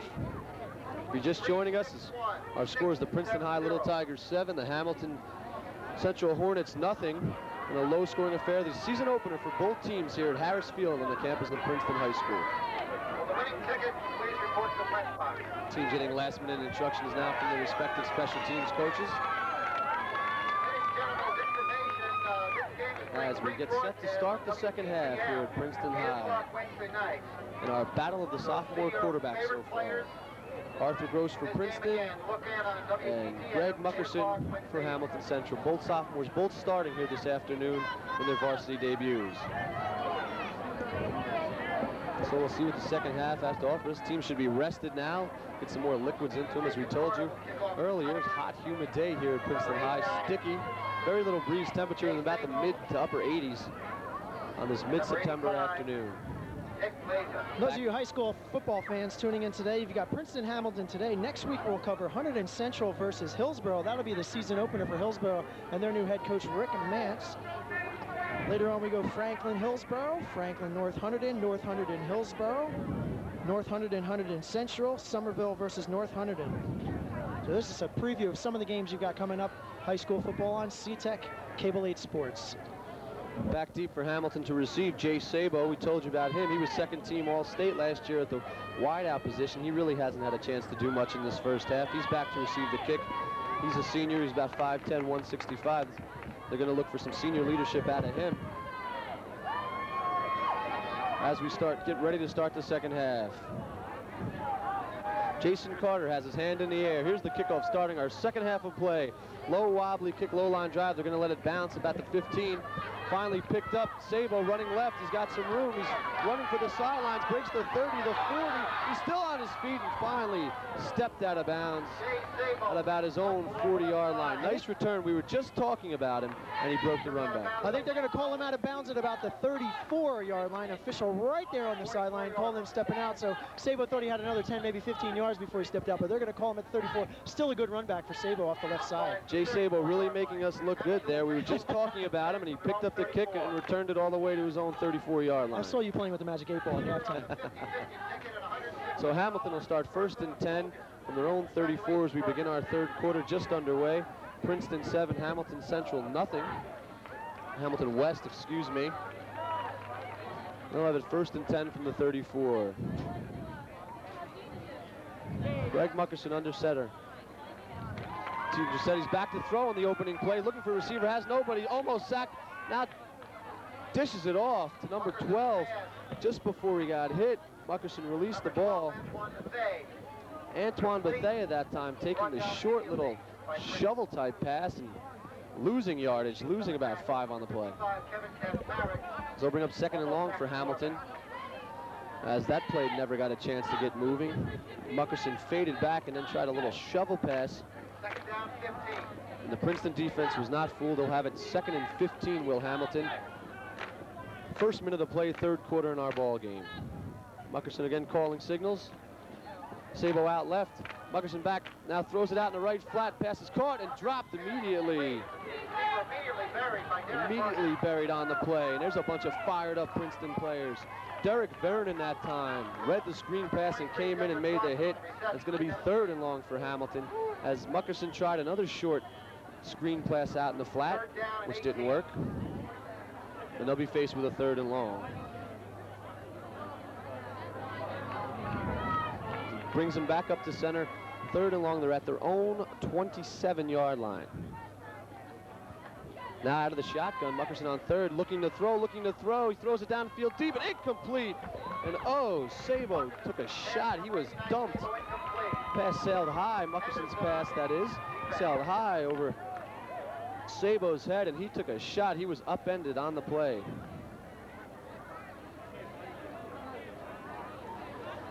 So on 4th down, Hamilton faced with a long 4th down, and they look like they're going to have to punt it away again. Rich, I'm back to help you out. What have I missed? One series by Hamilton there, Dennis, and they couldn't do anything. Tried a long pass over the middle, as you might have saw, and now they're forced to punt. Number 11, Matthew Hamilton, sophomore punter, back to kick off for Hamilton. As he prepares to punt it away. Good snap, kick is up. High wobbly kick taken down at his own 40. Running right is Justin Henderson. He's got some room, still on his feet. The 40, and ran out of bounds at about the 38-yard line of Hamilton. Number 12, Antoine Bethea. Nice open field tackle. That's Justin Henderson again. He almost broke a punt return in the first quarter, taking it deep into Hamilton territory, and he has another nice run back here. I think Henderson wasn't real happy about the last punt return opportunity that he had, where as soon as he got the ball, he was down. Good kick blocking coverage that time by Princeton. They gave him some room, and he exploited it. Yep. So Princeton will start off 1st and 10 as the clock gets ready to run. Again in Hamilton territory. Seems like we've been saying that all day. Yep. On the Hamilton side of the field at their 37-yard line. Arthur Gross leads it out in the second half. The give is to Brandon McEwen up the middle. Big hole. He's still on his feet, still going, breaking tackles. He could score. Brandon McEwen down the right side. Touchdown, Princeton Little Tigers. Brandon McEwen weaving, jiving his way through traffic, found a hole and went 38 yards up the right sideline for a touchdown. Looked like Hamilton was sleepwalking on defense, and you got to hand it to number 56, Marcel Lamar. I'm a big fan of downfield tackles, or downfield blocks. Once your job is done, if you're a receiver or running back, you find the first guy and you hit him, and he really sprung him into the end zone on that downfield block. Beautiful job by Marcel. So Princeton strikes early here in the third quarter. Brandon McEwen scoring from 38 yards away to give Princeton a 13-0 lead. McEwen scored short in the first half, and he scores long here at the beginning of the third. As they prepare the extra point try, Jason Carter on to try the PAT. The kick is up, and it is good. So Princeton extends its lead to 14-0 over the Hamilton West Hornets. In the first play of the third quarter, they gave the ball to Brandon McEwen, and he exploited a big hole and rumbled all the way in from 38 yards out. Big play. Let's see if that play breaks the back of the Hamilton West Hornets. I was just going to say, that could be a sign of things to come for the second half of this football game. I mean, Princeton, first play from scrimmage, bang, zoom into the end zone. Great run, good blocking by the entire line of the Princeton Little Tigers. And like I mentioned, great downfield blocking by Marcel Lamar. And Hamilton, just like they were back on their heels in that play. So Hamilton finds itself now in a 14-0 hole, down by a couple of touchdowns with 9:55 to go in the third quarter. It's Princeton High 14. And the Hamilton West Hornets, nothing. As we told you, Hamilton, a very young team. We're going to see how they respond to adversity for the first time this year, finding themselves down by 14 points. One of the local sponsors of this telecast is L&M and Yosin General Contractors. L&M and Yosin serves the entire SeaTech cable television viewing area with expert building services, including roofing, siding, and window installations of all types and sizes. L&M and Yosin does not cut corners. They do the job right. For all your home improvement needs, we urge you to call L&M and Yosin at area code 908-782-8845. L&M and Yosin bringing you this high school football game. And Jason Carter, deep kickoff that time. It's taken by Sabo. He's running up the right side, looking for blocking, picking his way down the right sideline. He is knocked down at about his own 30-yard line. Good run back for Sabo, giving Hamilton a little bit of breathing room as they take over. Once again on offense, they still haven't generated much offensively. We told you they're going to have to look for Sabo for some veteran leadership, being an all-state receiver last year, a senior in his final season for Hamilton West. He's going to have to rally the troops here in the second half. As will Greg Muckerson, who comes out again for the second time in the second half. Find themselves in their own 30, Hamilton West does, and they'll have it 1st and 10. Number 53, Josh Stoyanowski, the center on the line for the Hamilton. Muckerson hands it off, inside handoff, and the pile forms immediately. No gain on that play as Princeton, left side of Princeton line collapsed and just stuffed the run again. So that'll leave Muckerson a 2nd and long. That was Mike Maluski on the carry. He found no running room. Looks like a no gain on the play. It looks like a 2nd and 10 situation. Mike Maluski, the senior running back in the Hamilton attack. As Muckerson's again calling signals out of the shotgun, back to throw down the right side. Picked off, pass is picked off by Princeton. Number 4, Justin Henderson down the left sideline. He's taken out of bounds at about the Hamilton 24-yard line. A flag on the play, late flag, it looked like after the play was over, so it would probably be a blocking penalty against Princeton after the interception. Muckerson faded back that time, never saw Justin Henderson, who stepped in front of the receiver and took it down inside the Hamilton 30-yard line. You're right, Dennis, that was a clip on the play, on the run back. There's a shot of the working scoreboard here at Princeton. As the officials give the signal. So it'll be 1st down Princeton as they exploit another turnover, 2nd turnover of the day for the Hamilton West Hornets. They're going to find themselves in their territory again as the official walks off the penalty. As Princeton's going to start, at their own Hamilton's 39-yard line. Where Arthur Gross will have it 1st and 10 again. Justin Henderson with the interception for Princeton. As they've come out strong here in the third quarter with a quick touchdown and now the interception, and Gross is going to try to get them some more here at the Hamilton 37. Left side handoff, McEwen again. We've called his number all day. He takes it down inside the 30. Nice looking run again by McEwen. 9-yard gain that time for McEwen. It'll be a 2nd and 1 for Princeton. 8:39 to go, third quarter. Princeton High 14, Hamilton West 0. As Brandon McEwen has done most of the damage for Princeton. The senior running back had 2 touchdowns here in today's ball game. There's McEwen kind of hobbling off the field, number 15 for Princeton. He looks like he's limping, maybe he twisted the ankle or something, but he's off under his own power. Probably just exhaustion, needs a drink of water. He's done a lot today. He's certainly done his part. So Arthur Gross now with a short 2nd down play. Down, back to throw. The lefty throws over the middle to Weber, incomplete. He was looking for Weber that time, was Arthur Gross. They hooked up a couple times in the first half. They bring up a 3rd and 1. I like that call there, Dennis, on a 2nd and 1. Good-looking play trying to get to Weber again over the middle.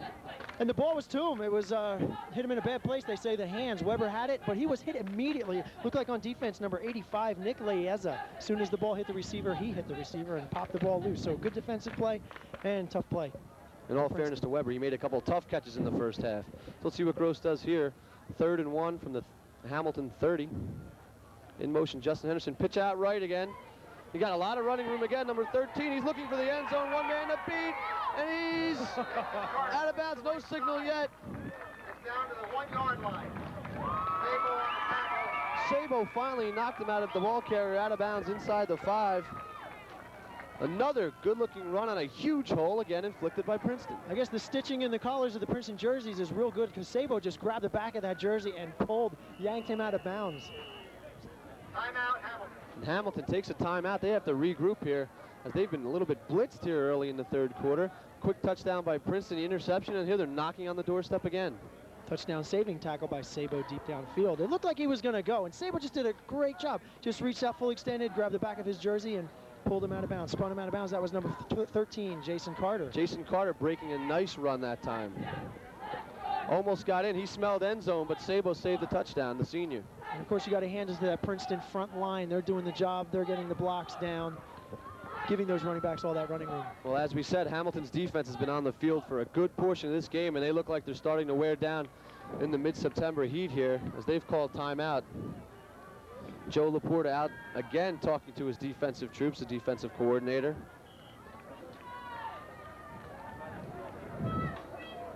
As they come up to the line, they're having 1st and goal from the Hamilton 1 yard line. As Gross tries to punch him in one more time. Give us up the middle, 33. Graziano looking for a signal. He's right on the goal line.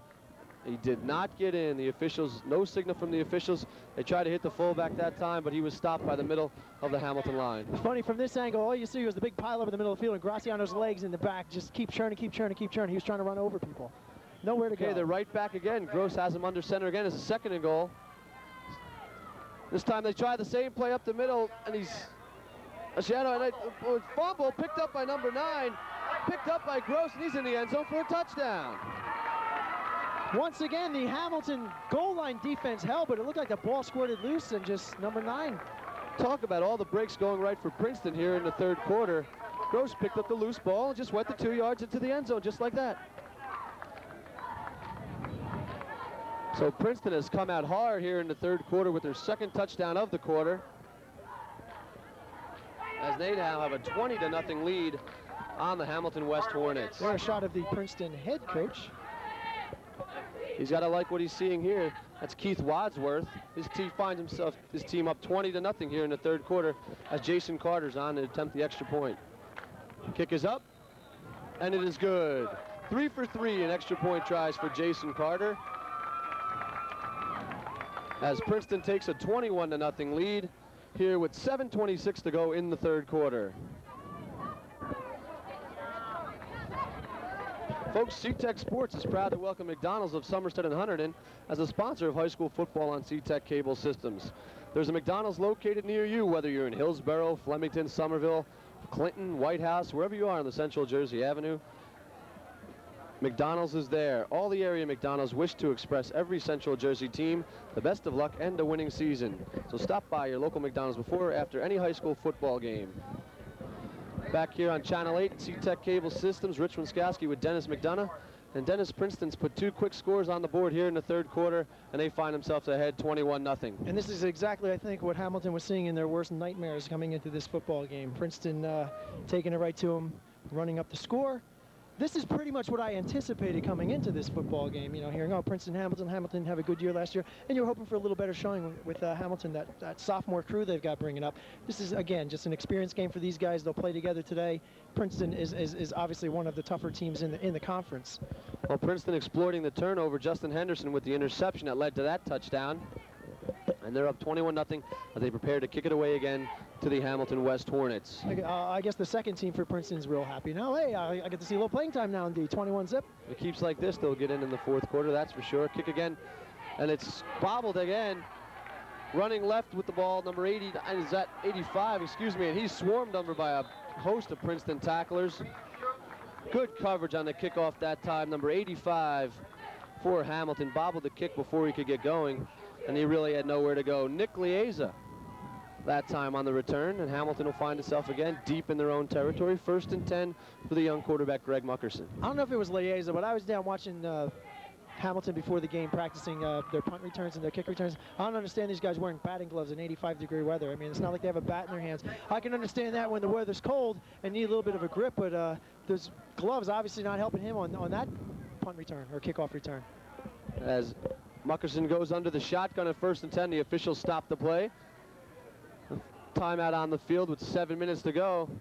Hamilton players are clapping. And here on Channel 8 SeaTech Cable Systems, we'll be right back after a short break.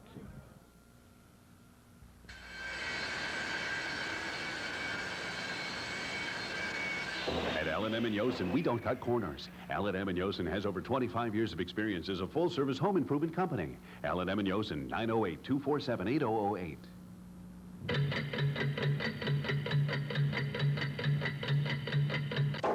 L&M & Yosen, now that's hitting the nail on the head. With L&M & Yosen's trouble-free additions and custom remodeling. L&M & Yosen, 908-247-8008. We're back at Harris Fields, ladies and gentlemen, this afternoon. Princeton leading Hamilton West 21-0. They're going to be faced with a 2nd and 5 situation. Muxon, while you were away at our commercial break, Muckerson threw an incomplete pass, and he'll have it 2nd and 5 at their own 20-yard line. We believe there was an equipment penalty on Princeton that led to a 5-yard penalty on them, leading to the 2nd and 5. I was going to say, I think Hamilton's got more yardage on Princeton penalties than they've got generated by their own offense today. As Muckerson's under center again, they give us to the right side that time, and the ball covered nicely. Number 52 for Princeton stopping the run that time, Derek Vernon. It's got to be a long, frustrating afternoon for the Hamilton offense. The line not getting the blocks, the backs not getting any room to run. This young Hamilton team finding itself in a 21-0 hole here in the 3rd quarter. They're going to, barring a comeback, use this as a learning experience for the season. They're only going to get better as the season goes along. Only the season opener for both teams, folks. Of course, Princeton coming into this ball game with a lot to prove. They lost 3 of their stars, if you will. Their stronger players and a quarterback in their backfield. So those guys need to be replacing. Oh, late flag on the play. Muckerson tried to hit Sabo along the left sideline on the 3rd down play. Pass was incomplete. We'll check out this flag. There's a classic case of Sabo hearing footsteps and trying to look before he caught the ball.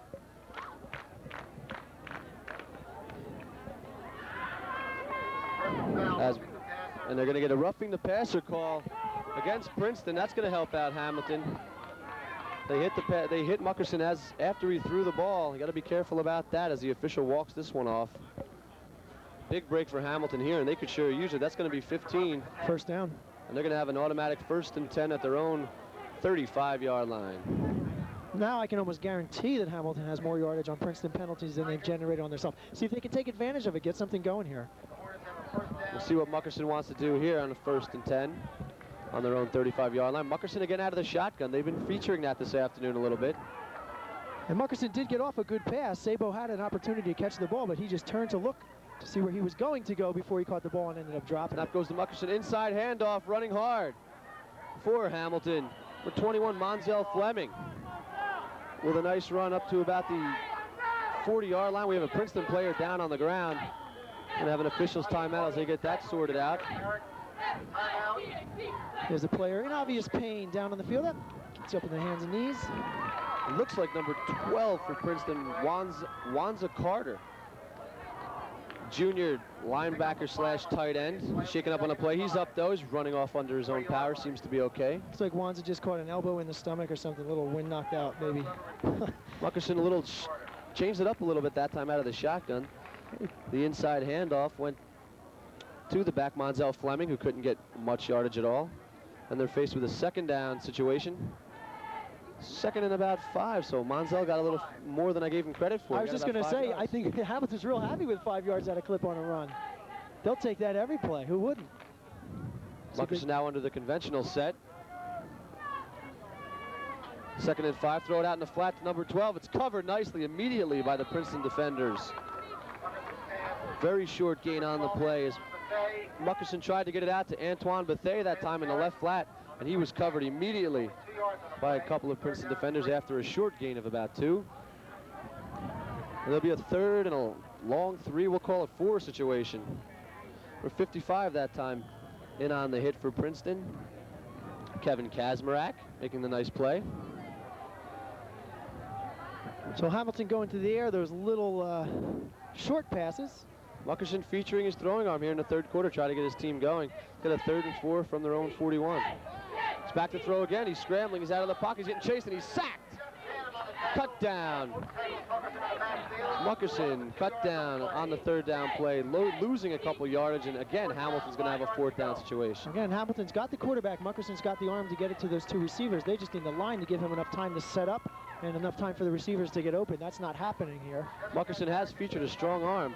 He's only going to get better as his sophomore season progresses. He's got a lot of time to learn the attack for this Hamilton West Hornet football team.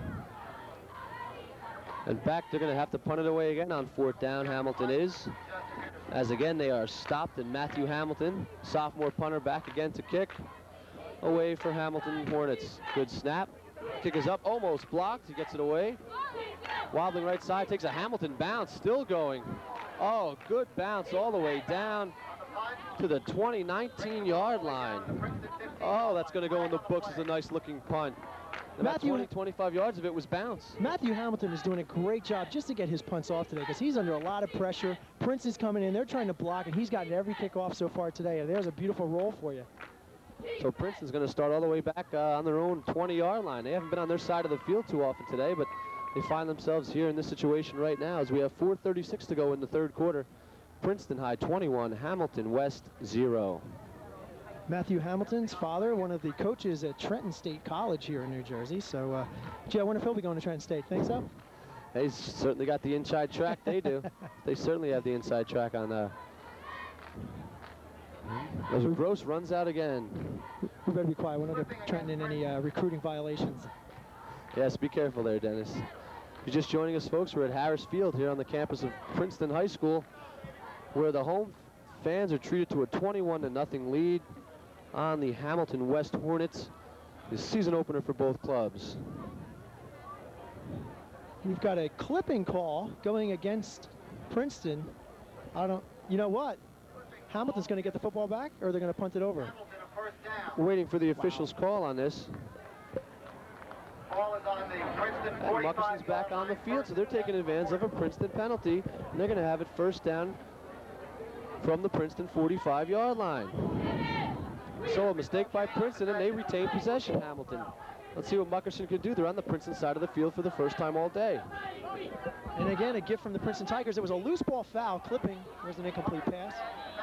That's going to be an incomplete pass that time. He tried to hit Sabo again on the left. They've tried that left flat pass about 2 or 3 times here today, and it was batted down that time by Marcel Lamar, number 56. Marcel Lamar has impressed me today. He's the guy who had that outstanding block downfield on the touchdown. Here again, he bats the ball down, but he doesn't take it for granted that he's just knocked the ball down. It's a complete pass. He's going after it, hoping maybe they'll get a call that it wasn't a forward pass. It's a fumble, and I can get that football. Great hustle by Marcel Lamar. Thanks to Marcel, Hamilton's faced with a 2nd and 10 situation. They try and hit the senior Sabo on the flat again, and that time it's just a great defensive play. 2nd and 10. Muckerson inside handoff. He's got some running room, breaks a hole. Number 21 for Hamilton inside the 40 to about the 36-yard line. For 21 for Hamilton, running that time, running hard. Good-looking run that time. Bring up a 3rd and short situation. So a big 8-yard gain for Hamilton off the line of scrimmage. They're looking a little Fleming stronger. doing it again. He's run the ball very nicely here in the third quarter. Rich, were you as confused by that clipping call that gave Hamilton the ball as I was? God, me. I don't know if it was a late flag or what, but Hamilton will take it. They got a short 3rd down play. Right side handoff. Nice hole. Big hole. That's going to be a 1st down for Hamilton. 3rd and 3. Mike Maluski that time, running hard and getting the 1st down for Hamilton, and they're starting to get the offense in gear here, and they're in their deepest penetration of the day, all the way down at the Princeton 30-yard line. Hamilton putting together about a 50-yard drive, 15 of it on their own, and the other provided by the penalties on the Princeton Tigers. Muckerson has the troops going here in the third quarter. This is by far their best looking drive of the day. 3:40 to go in the third quarter. 21-0 Princeton High leads. As Muckerson finds himself on the Princeton 30 with a first down. Inside handoff again, still on his feet. Number 23 running hard. Pickup of about 5 that time. Derek Watson, number 23 on the carry for Hamilton. Didn't look like he had a lot of room to run, but he did a good job to break it to the outside, kept those legs churning, picks up a good 4 or 5 yards. This Hamilton rushing attack getting in gear here late in the third quarter as we come down on 3:10 remaining. 21-0 Princeton leads, but Hamilton trying to mount a score of their own, get back in this ball game. Still a lot of time left, only third quarter. Hamilton down, but certainly not out. They don't feel so. They're going to try to punch this ball into the As end zone. Muckerson hands it off to the right side, number 30, legs churning hard. And he is stopped now. We have a whistle. Michael Molewski again that time. Molewski. Took 3 guys to take Molewski down. He didn't want to fall. One of those 3 gang tacklers, Kirk Weber. I mentioned him earlier in the show. They're deep down at the Princeton 25-yard line. And their best drive of the day, aided by a Princeton penalty. Let's see what Muckerson can do here as they have their best scoring chance of the day. Number 21, Monzel Fleming in the backfield, leading blocking back. Muckerson under center calling signals. He's back to throw. He's keeping it. Now he's running for his life. He breaks the center. He's got some room. And he breaks for a good game. And there's a fumble on the play. Muckerson may have lost it. Princeton saying they have it. Waiting for an official signal. As Muckerson looks like they lost it. Look like number 52. And Princeton has the ball. Another turnover by the Hamilton Hornets, ending their best scoring chance of the day, and Princeton will start again, 1st and 10. Muckerson was running for his life. He looked like he actually found a hole, found a little running room.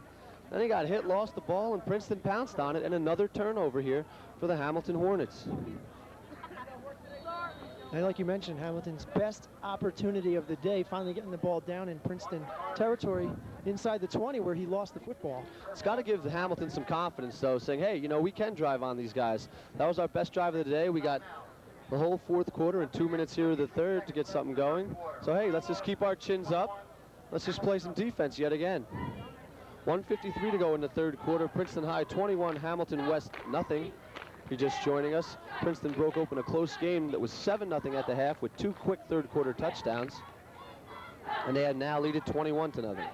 There you see a shot of the Hamilton Hornet cheerleaders. There's the Hornet without a, I don't know, a stinger or whatever. No Hornet mask on the head, but Sabrina Bellardo, Amy Collins, Jen Connors, Jen Eagleton, Teresa Farmer, Chris Foy, Vanessa Hernandez, Dana Johnson, Chris Camrod, Chris Lenzoni, Gervy Mabudas, Stacy Miller, Stacy Missak, Jill Myers, Jen Ross, Kristen Smith, Natalie Senyek, and Jen Williams, the cheerleaders for Hamilton. Very well done. It's not very easy to read those names off that fast. And everybody thinks I got As them you all see right. the fans in the crowd there, enjoying a little break in the action.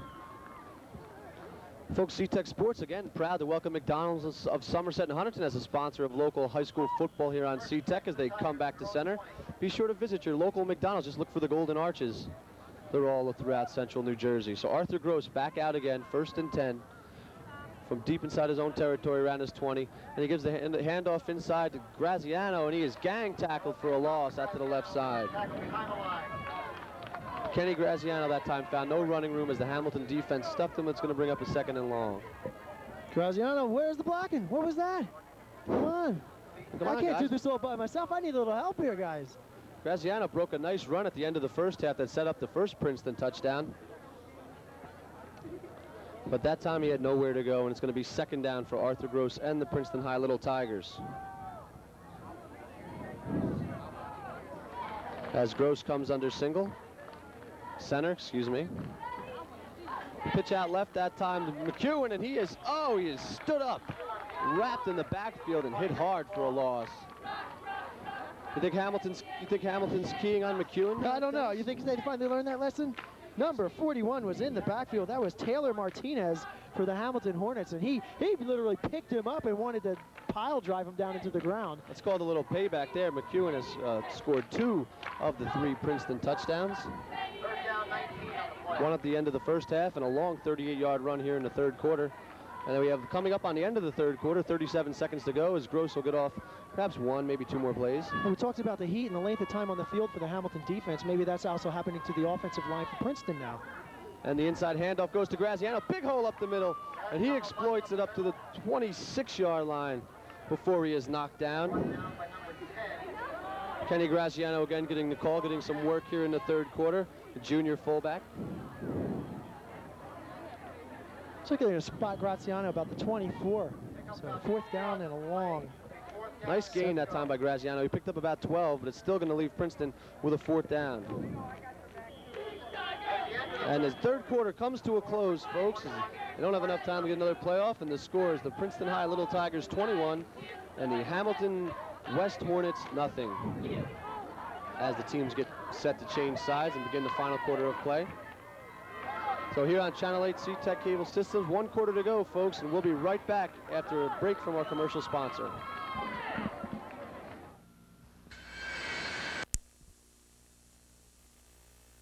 One tackler running through a host of Princeton ball carriers. For him.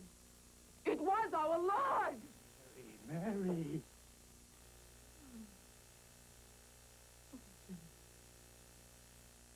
So far, they lead at 21-0 on thanks to a pair of third quarter scores. And Hamilton again will try to get something going on offense. Their last drive, they looked pretty good. They got a few good running plays in there, mixed it up a little bit before fumbling the ball. Let's see where they start at their own 40 this time. Handoff that time running right and knocked down. Nice hard hit after a gain of about 4. Michael Maluski again. Gained of about 4 yards on the play. Nice play. Jason Carter, that time by number 13, Maluski was the man who tripped him up in the backfield. Actually at the line of scrimmage. So it'll be 2nd down for Hamilton West. They try to get on the scoreboard here early in the 4th quarter. Greg Muckerson showed us a strong arm here today. He just hasn't been on the field. He wasn't on the field much the whole first half. Now he finds himself getting something doing, and they've been driving the ball a lot better here. Bit of a wind kicking up, and unfortunately it's blowing into the face of the Hamilton Hornets. Muckerson out of the shotgun, back to throw. They set up the screen left, and the pass is incomplete. Couldn't hold on to the ball. Monzel Fleming that time, they tried to hit him on what looked like a controlled screen, and Fleming just couldn't hold on to the ball. It'll set up a 3rd down play as the pass just fell incomplete. Fleming probably happy that he didn't come up with that football. It would have been a great loss for the Hamilton Hornets. Big loss of yardage, so it just goes as an incomplete pass. They'll take over 3rd and still 7 yards to go. Well covered that time by Princeton. Even if, like you said, even if Fleming caught the ball, he wouldn't have had anywhere to go. There's a shot of our press box here at Harris Field as they take you back onto the action in the 3rd down for Hamilton, and the play is stopped. Flags all over the place as Muckerson tried to pitch it out right. The play was stopped almost immediately. We'll see what the call is from the official here.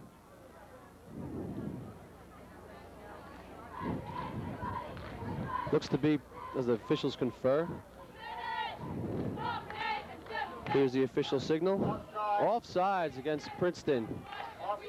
Offsides against Hamilton. They had offsetting penalties, and it will remain 3rd down. So I'll tell you one thing Princeton can't be happy about is the amount of penalty yardage they put on the board today, offensively and defensively. Especially defensively in the second half. They're just, I mean, there was offsetting penalties, but way too many penalties on Princeton in the second half. You can't give away yards like that and expect to win a game, you know, if this is a close ball game. So Hamilton will be 3rd down situation from their own 43-yard line. Muckerson's out of the shotgun again. Another whistle as they snap the ball. I saw Wanza Carter, number 12, move for Princeton. I don't know if it's going to go against him or if he was drawn offsides, but obviously Carter moved before the snap. We wait for the official call on yet another penalty. Again, at the snap of the ball, the official stopped the play almost immediately. There's the flag. Picks it up. Yep. That's going to be offsides again on Hamilton. That's going to back them up. So they didn't learn anything from the previous play. Nope. As they were lined, they must have been lined up in the neutral zone because the flag came in right at the snap of the ball. That might have been movement, though. Like I said, I saw the Princeton player move, obviously, before the snap, but if he was drawn offsides, there you go. It'll be 3rd and long now for Hamilton. But that may be the lamest official flag thrown I've seen. Looks like about 3rd and 13. Hey, at least they did throw the flag. Sometimes they call the penalty. Hey, it's the without first game doing for the officials also. There you Dennis. Give go. them a Yeah, break. it's a first season opener. You got to get the kinks out here. Muxon out of the shotgun again, running for his life. Up the middle, he's running. He's hit hard. Handling the ball and the ball's up for grabs and falls incomplete. Muckerson trying to make something happen. You got to give him credit there, but he was holding the ball very dangerously. Looked like he was hit as he threw the ball, and the pass just fell harmlessly to the ground, bringing up a 4th down situation for Hamilton. 4th and long. Looks like they're going to have to punt it away again. Right. You know, the rule for the quarterback is stay in the pocket. I mean, unless you're the scrambler and everything falls apart. But I don't think I don't think there's a pocket for him to stay in at this point.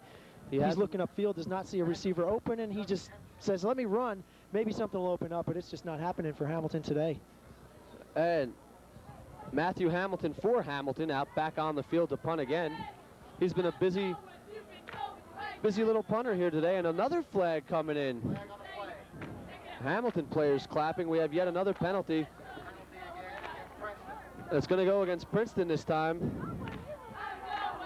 As again, another penalty against Princeton. Penalties flags have been flying all over the place here in the second half as we have 10:04 to go in our ball game, 4th quarter. Princeton leading 21-0 over the Hamilton Hornets. I think these guys are having trouble lining up on the line of scrimmage here. It might have been an encroachment penalty. Hamilton will still have to punt it away as it was not enough for the 1st down.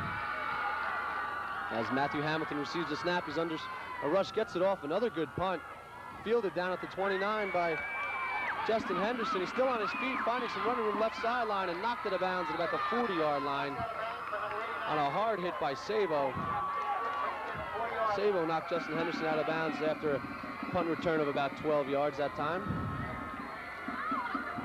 Sabo's certainly been showing his senior leadership. We've been calling his name a lot in the second half, Dennis, as he tries to light a fire under his Hamilton Hornets. Justin Henderson once again, catching the ball, holding on to the ball, then having an opportunity to do something with it on those punt returns. First man down, did not get him once again. He turns it upfield, picks up another 10, 15 yards on the punt return. It looks like Princeton has changed quarterbacks here in the 4th quarter as Arthur Gross has been replaced by Justin Henderson. He returns punts, he quarterbacks. He's doing it all here for the 4th quarter in for Princeton. So Gross is out, Henderson's in. Henderson calling signals, running left on the option now. Pitches the ball off to McEwen, and he gets popped for no gain. Nicely read that time by the Hamilton West defense. As Justin Henderson ran the option that time, tried to pitch it off to Brandon McEwen, who was stopped for loss on the play. Once again, number 85, Nick Laeza, containing, moving outside, trying to keep that running back running horizontally, which is exactly what Princeton did. They covered a lot of yardage, but it was all horizontal, so they're going to go 2nd and 10. And we have a timeout on the field with 9:35 to go in the 4th quarter, with Princeton High leading Hamilton 21-0. This football telecast is locally sponsored by L&M and Yosin General Contractors. We urge you to call them for any home improvement need, large or small. L&M and Yosin is the experienced contractor that always does the job right and never cuts corners. So call them for an estimate on your home improvement. They serve the entire CTEC cable television viewing area and are an active participant in helping CTEC bring you this telecast. So Arthur Gross quarterbacked the Princeton High attack for the first 3+ quarters. And now Justin Henderson gets his chance. See what kind of drive he can muster as the players get some well-needed fluids again on this hot day, mid-September day here at Harris Field, as we've told you. I don't know if that's much of a break for Justin Henderson. Hey, is he on the field? He's got the idea. Is he on the there field? You go. Hi, Mom. There you go. With Justin Henderson coming over to the sidelines to get some instructions from his coach. Coach Keith Wadsworth's got to like what he's seen here in the second half. It was a close game at halftime, only 7-0. They scored at the end of the first half, and they tacked on 2 touchdowns early in the 3rd quarter, and that's been all the scoring we've had. So Wadsworth's got to be pleased with this performance of his Princeton High Little Tigers here in the opening game of the season. Definitely, that's what they said. They don't have the, quote, superstars. You know, it's not like there's 3 guys that they go to all the time. He said they got a lot of guys with talent. They're all equally balanced, and that's they really like about this. It's a real team effort here for Princeton. The team's getting set to go now. Officials conferring at the middle of the field. Still a timeout. Now the official winds his arm, gets the clock moving. We're ready to go again with 9:30 and counting here in our ball game, 4th quarter. Princeton 21, Hamilton West nothing. Justin Henderson, junior quarterback for Princeton, leads his troops out. I formation, wide receiver out on the wide right. Running the option again, this time right. Henderson keeps the ball, and he is knocked down after a gain of about 3 or 4. Ball comes loose, but it's going to be after the whistle. It's going to be blown dead. As Henderson ran the option again that time, elected to keep it. Michael Molewski, excuse me. We called his number on the offense, and we call it on the defense. He was on a hit that time. Rich, I know a lot of Jazz fans tune in when we cover Princeton High School football games just to listen to the Princeton Jazz Band. They're not on hand here today. Talked to their athletic director, something about the instruments not being in or something like that. But Princeton does not have a marching band. Hamilton performed at halftime. Hamilton High sure took advantage of that. Their band was on the field most of halftime, and they did a great job. Now the fake option again. Henderson pitches it off, and another loss in the backfield that time. Sean Hackett, number 10, not fooled, and that's what I really like about Hamilton's defense. They're staying in their lane, they're staying in their zone, they're containing their area and doing a nice job. Hackett once again in the backfield. They tried to get it to Jason Carter that time on the option. Henderson pitching it to Carter, who had no running room. As you said, a great defensive play. Jason Carter, also the kicker for Princeton here this afternoon. He's tacked on 3 extra points, and he also broke a long run back in the third quarter to set up a score. Clock running 7:59 to go in the fourth quarter. As Princeton's got a 4th down, and Kirk Weber back to punt the ball away. Good looking punt, long spiral. They're gonna let it bounce, takes a Princeton bounce. Still going. It's gonna be down all the way around the 10-yard line. Oh, another break for Princeton. Kirk Weber that time with a booming punt. Number 28, Joe Pisa, was back for Hamilton. He signaled for the fair catch, and his feet just went out from underneath him. And it took a Princeton roll all the way down to the 10-yard line, where Hamilton will have to start deep in their own territory. Well, if Hamilton's got an offense, if they can mount a drive, this is where they're going to have to show it right here. 7 minutes, 36 seconds left to play in the football game. We talked about Kirk Weber in the first half, making a couple nice catches in traffic to keep drives alive. And he also has been showing his punting skills. That's why he's a Division I prospect. He can do it all. Versatile player. So Hamilton comes out 1st and 10, trailing 21-0, 7.5 minutes to go in the fourth quarter. I don't know if you saw Dan Holman, number 64 for Princeton, hoping to get some playing time. He was running on the field, but they already had enough players, so he had to come off. Back to throw, throws out on the left, almost picked off. Might have been a miscommunication that time. Muckerson didn't have a receiver in the area. But Michael Nolan, number 14 for Princeton, almost made a beautiful catch, fully extended, reached for the ball, it was in his hands, but he couldn't hang on. There was 4 Princeton players around that football when Nolan tried to catch it. Obviously a miscommunication between Muckerson and his receiver that time. The receiver either ran the wrong route or Muckerson read the play wrong. Like Bethay Antoine kind of holding his hands and saying, where are you throwing the ball? Where was that going? Really fortunate was Muckerson, because that almost was another turnover. Right. Deep in their own end. So now they're going to have it 2nd and 10 from their own 10-yard line. Muckerson under center calling signals once again. This time they run the ball up the middle. Running back still going, short gain. A gain of about 2 yards on the play. And it's going to be 3rd down for Hamilton. Number 23, Derek Watson, carried the ball for Hamilton. Their shot of the Princeton High School cheerleaders. We'll give them credit where credit is due. Sandra Nelson, Jordan Neese, Kelly Miller, Taisha Todd, Nikki Madden, Tawana Logan, Tasha Hussey, Claire Jordan, Allison Petzko, Allison Tracy, Rebecca Frazetta, Kim Carvin, and Christy Parrell. As Muckerson's back on a long 3rd down, he's rolling out right, trying to throw. The pass is complete to Sabo out of past the 20-yard line. Ball pops loose again, but it was late, and officials yelling the ball was down. It's like a 1st down. I think he got past the 20. They may measure. He's crossed the 20-yard line, but he has to be a little bit further than that to pick up the 1st. It's going to be close. Muckerson rolled right that time, hit Sabo, the senior flanker who we've been talking about, 2nd team All-State last year. Made that connection a couple times today, out near the 21-yard line.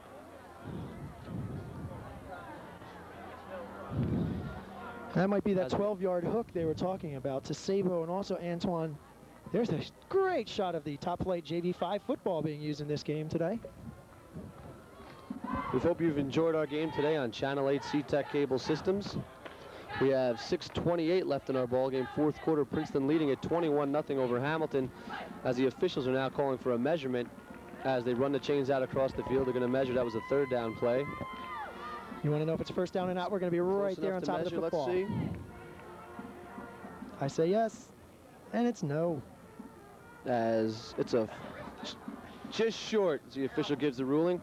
Fourth and about a foot. Sabo almost fighting for the first down, almost got it. See, these high school players have to work a lot harder than these NFL pros. You know, they got markers on both sides of the field. You know exactly where you have to go to get the first down. He had no clue. He knew somewhere he had to get past the 20-yard line. He got as close as he could. Not close enough. So let's see what Hamilton elects to do here. They're going to be fourth and about a foot, less than a yard. I say go. Good. They're going to go for it. Hamilton's going to go for it, trailing 21-0, their own 20. 6:28. I like this decision, Dennis. Why not? I'm real impressed with Hamilton's decision here. They got a few inches to go. They're going to say, hey, we got confidence in you guys. We have faith in this line that we can punch this ball a couple feet forward. Now, Princeton's defense might have something to say about that. As the officials confer now with both sides of the line now, they're trying to clear something up. I think they're just trying to mount the tension for this big play coming up here for Hamilton. Okay, we're set now. Muckerson under center. Fourth and a foot for the Hamilton Hornets. Oh, there's the flag. They tried to draw him off sides, and I believe it worked. As the right side of Princeton came across the line. Marcel Lamar there got a little over anxious and jumped the gun, and there's the signal. It's going to be against Princeton, 5 yards. It's going to give Hamilton an automatic first down. So what do you think? Hamilton sent that play in from the sideline. Just line up. We'll wait for Princeton to jump up sides. Princeton has been giving them yardage left and right on penalties in the entire ball game, particularly here in the second half. There's another 5. Muckerson tried to draw him off sides, and it worked, and they'll take it. It's a first down. As you see, we have 6:20 left in our ball game. Princeton 21 and Hamilton Hornets 0. As we come down on the 6-minute mark here in the fourth quarter, with Hamilton having a first down at about their own 25-yard line. Sophomore quarterback Greg Muckerson back to throw it again. He's looking deep down the left side, lets it go. Sabo streaking and just overthrows him at the 40-yard line. He was trying to hit Sabo on a go pattern there. Sabo just a bit underneath it. Muckerson just let it fly a little too far, and the pass fell incomplete. Muckerson threw that ball a good 38, 40 yards in the air, so he's got the arm, just the timing on that one. Muckerson has showed good arm strength here in this ball game, particularly in the second half when he's had the chance to do something. And Sabo just couldn't run underneath the ball. So it'll be 2nd and 10. Coming down the 6-minute mark in our fourth quarter, 21-0 Princeton over Hamilton West. Muckerson now barking signals. He's out of the shotgun. He's done that a lot today. It's a featured part of the attack. He's looking right, throwing again. Deep downfield, overthrows the receiver that time. Trying to hit Sabo again over the middle, down by the 40, and he overthrew him again. So they'll bring up a third down play as a second straight long pass fell incomplete for Hamilton. Dennis, you really got to like what they're doing here. They're throwing it down the field, taking cracks at the defense. I guess they figured we got 4 free downs to work with. They went for the first down on 4th and short yardage. Princeton gave them that without even a play. Penalty offsides. Number 75, Tim Haynes, in the game now for Princeton. So they'll bring up a 3rd and 10 for Hamilton. They've tried 2 long passes in a row, both overthrown a little bit by Muckerson, and both fell incomplete, trying to hit Sabo both times. The troops are now set out of the shotgun again. Muckerson throwing again. He's looking deep down the field again. He's throwing, he's rushed from the backside, picking up some blocks. Now he's running left over the middle, releases the ball, got a man, nice catch. Made it to the 44-yard line. Took a shot, but held on to the ball. Great play by Muckerson to buy a lot of time and wait for somebody to get open. That somebody was number 10, Sean Hackett. Great play, great pass, great catch, and good defense. Once the ball hit the receiver, Princeton was right on top of him, but it's good enough for a first down. Great play by the... We've called Hackett's number a couple times on the defensive side of the ball. He plays linebacker, and he makes a nice catch there. Muckerson really looking creative there, making something happen, scrambling out, finding a receiver. Here's the replay as you can see it. Nice catches. Hackett is just knocked down there on a nice shot. Little wraparound tackle by Wanza Carter. Muckerson back to throw it again. He's over the middle, complete again. This time he's got some running left. He's tripped down at the 40-yard line. Complete again as Muckerson completes the second pass in a row. Antoine Bethea, number 12. making the catch, turning it upfield, and losing his footing at about the 40-yard line where he was finally tackled. So a couple of nice passing plays in a row for Hamilton West as Antoine Bethea took the pass and rumbled down inside Princeton territory to the Princeton 41-yard line. Clock running with 5:22 to go in the fourth quarter. I think Hamilton's just going to keep running that play. Joe Bethea, maybe? They've really looked good on this drive. Muckerson's showing some good poise for a sophomore. They try to get on the scoreboard. Again, out of the shotgun, he's back to throw it. Looking downfield, now he's running for his life. He's running, he can't find anyone. Finally lets it go and overthrows his receiver there. He had Hackett at about the 34-yard line, but just couldn't get the right touch on the ball and overthrew him for an incomplete pass. Yeah, a little bit too momentum running forward. He's doing a real nice job to keep control where he is on the football field, where the line of scrimmage is, and how long he has until he's got to run the ball. He's getting right next to the line of scrimmage and then chucking the pass. Of course, he had a little bit too much momentum behind that one with his forward progress. So it'll be a 2nd and 10 play from the Princeton 41-yard line. As Muckerson has thrown about 4 or 5 straight passes in a row, Princeton going to start to key on him soon. They're going to have to try to mix it up a little bit with the running attack. But he's out of shotgun again. He's going to throw it again. Looking deep downfield, throws left side. Pass is incomplete. Sabo off Sabo's hands. Tried to make the catch and stay in bounds at the same time. Down by about the 30-yard line. Couldn't hold on and bring up a 3rd and 10. Good effort by Sabo. Like you said, I think he was thinking about a lot of things at once. Number 1, catch the ball. Number 2, try to keep both feet in bounds. He was right near the sideline, and the ball went right between his hands.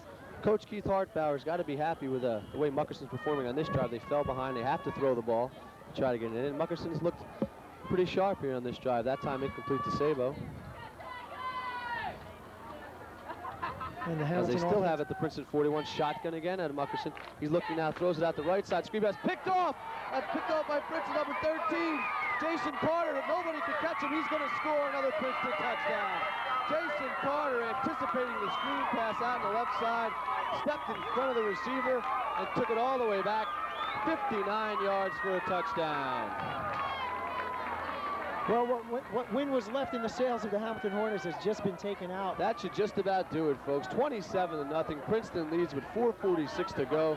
Jason Carter, the junior linebacker, picked it off, like I said, anticipating beautifully on a 3rd down play from Muckerson, and picked it off, ran 59 yards down the field, nobody in front of him, and he ran unguarded for another Princeton score. They're going to line up for the extra point now with Princeton leading 27-0. Princeton takes a timeout with 4:46 to go in the fourth quarter. They've just put the final nail in the Hamilton West coffin. Good-looking play there, Dennis. And we'll be right back after a short break here on C-Tech Channel 8 Sports.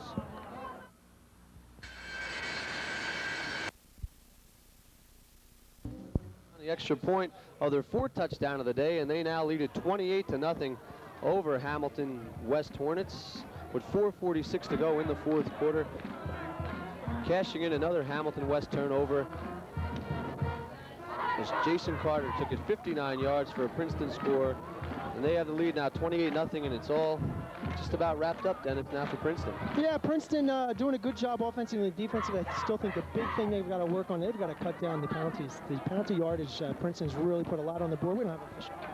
Way too many personal fouls, offsides. They've given Hamilton many more opportunities than they deserve today with the way they were playing on offense. I think that's what Princeton's going to look at. Yeah, we scored 28 points, did a decent job offensively, defensively, but man, we can't do that. They can't do that against somebody like Trenton. Turnovers have absolutely killed Hamilton here in the second half. This game was 7-0 at halftime. Princeton scoring in the last minute of the first half, but they came out early in the third quarter, scored 2 quick touchdowns, and now Hamilton's turned the ball over 4 times here in this game, and that's one of the reasons they're losing. They're down 28-0. Okay, Antoine Bethea, number 12, back to receive for Hamilton. I say he holds on to the ball because he doesn't have gloves on his hands. Also back is number 85. Back now following the turnover and the interception returned for a touchdown by number 13, Jason Carter, who's also kicking the ball off. Jason Carter scored the touchdown, scored the extra points. Kick is run back to the left. Nice looking run back that time out to the 34-yard line by Hamilton. Antoine Bethea received the kickoff that time, took it out to the 34. For Hamilton will again try to get something on the board here as we're playing late in the fourth quarter, 4:39 to go, and Princeton leading at 28-0. I think Hamilton's going to get T-shirts printed up this week that say "No gloves, no fumbles." Antoine Bethea, no problem holding on to that football. That's sure one of the things Keith Coach Keith Hartbauer is going to work on this week in practice, cutting down on the turnovers. As we look at the Princeton sidelines, head coach Keith Wadsworth seeing his team explode for 3 second-half touchdowns, breaking open a 7-0 game. Now they're well on their way to their first win of the season. As Hamilton will now take it 1st and 10 from their own 34-yard line. See if we have a change at quarterback now. Antoine Bethea back, replacing Muckerson in the quarterback position. He gets out of the shotgun running for his life out left side, looking for blockers, hit hard out of bounds at about the 38-yard line. So with 4 minutes to go in our ball game, Antoine Bethea is taking over for Greg Muckerson at quarterback for Hamilton. Try to get something on the board. A good learning experience for Muckerson, though. He threw a couple interceptions, made a few bad decisions, but also looked good at times. Yep, yeah, Muckerson's got a good arm. He's shown that he can get the ball down the field. Just a matter of getting it to his receivers and not throwing it into the hands of Princeton. But I think Muckerson's got to be pretty pleased with his second-half performance anyway. Like you said, he's only a sophomore, so he's only going to get better. He's now Hamilton. Bethea got about 4 yards on the last play to be 2nd and 6. Out of the shotgun again, Bethea. And this play's whistled dead as it gets underway. Flags come flying in all over the place. Hamilton again featuring the shotgun. They seem like they want to use that set this year. Illegal procedure the call against Hamilton. And Princeton cost them 5 yards. Princeton going to look at this game as just step one in their quest for a state championship. That is their goal. Their goal isn't to win the division. Their goal is to be state champions. Princeton has won or tied for the Valley Division championship for the past 4 years. They're well on their way to win number 1 here this afternoon. Just joining us, it's 28-0 Princeton over Hamilton West, here at Harris Field on the campus of Princeton High. Of course, the reason these two teams are meeting once again this season is that Hamilton has dropped into the Valley Division along with Princeton. I don't know that that's necessarily a drop, but they do it by enrollment. The group, what school it is? Dennis Bethea out of the shotgun now, throwing left across his body, across the field. Pass is complete and knocked down at the 38-yard line. Number 4, Justin. That time hit number 10, Sean Hackett. We've been calling his name a lot this afternoon for a short gain. They tried to hit him along the left side, hit him where he was tackled immediately. Here's a couple guys enjoying the game. Having a little fun on this hot early fall, late summer afternoon, I guess you could call it. Temperature in the mid-80s. These teams have been loading up with fluids all afternoon. Clock running with 3:20 to go in the 4th quarter. Princeton leading 28-0 over the Hamilton Hornets. Hamilton breaks the huddle again. 3rd down. They're at their own 38-yard line. Going to call it about a 3rd and 7. There's some confusion near the ball.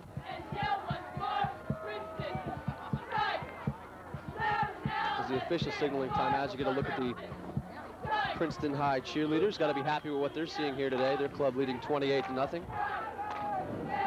And we're set to go after that short break. Antoine Bethea calling signals, giving instructions to his players. Seems to be a little mix-up on the play, but now they're set to go. As he comes down under center. As his team set, he's back to throw it, looking over the middle of the field. Pass is complete to Hackett, number 10, and he is nice gain, stacked up around, run around midfield.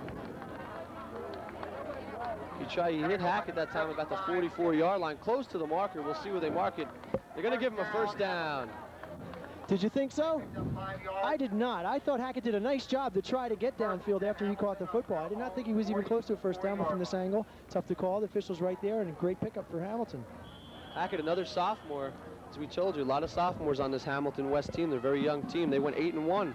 These sophomores did as a freshman group. And they'll have it 1st and 10 now from their own 45-yard line. But they from the shotgun, looking back to throw it again. He's getting rushed. He better get out of there. He does. Breaks the tackle now. Good open field running. He's out the left side. Still on his feet. Knocked out of bounds at around the Princeton 43-yard line. But they're doing a good job that time, making something out of nothing.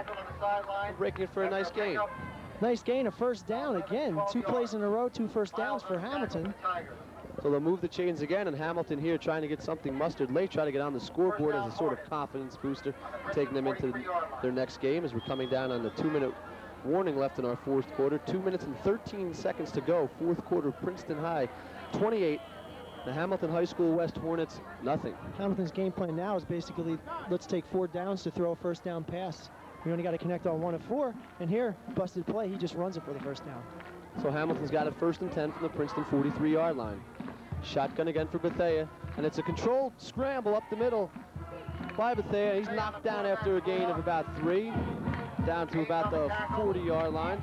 That looked like a controlled play that time. Yeah, that looked like it was designed definitely that time to just snap the ball to him and run it up the gut, try to surprise the Princeton defense. They held their ground, gave up maybe 4 or 5 yards. Not a bad pickup, though, for Hamilton, first down. As you got a quick shot of some fans here today at Harris Field on the campus of Princeton High. Pretty good-looking crowd here today for a hot day. As we get a look at number 51 for Princeton, Jeffrey Tantum. Number 15, Brandon McEwen, once again kind of limping off the field. I don't know if he's just tired, sore, beat. He's had a good football game, and he's off now for Princeton. As Bethea back to pass out of the shotgun again, running again for his life, and he stopped that time for a loss. He couldn't get out of the pocket, and he's down. Looks to be shaken up a little bit. He got the snap out of the shotgun. He's going to wind up losing a couple yards. Had to run for his life again as the Princeton High defensive line got in there.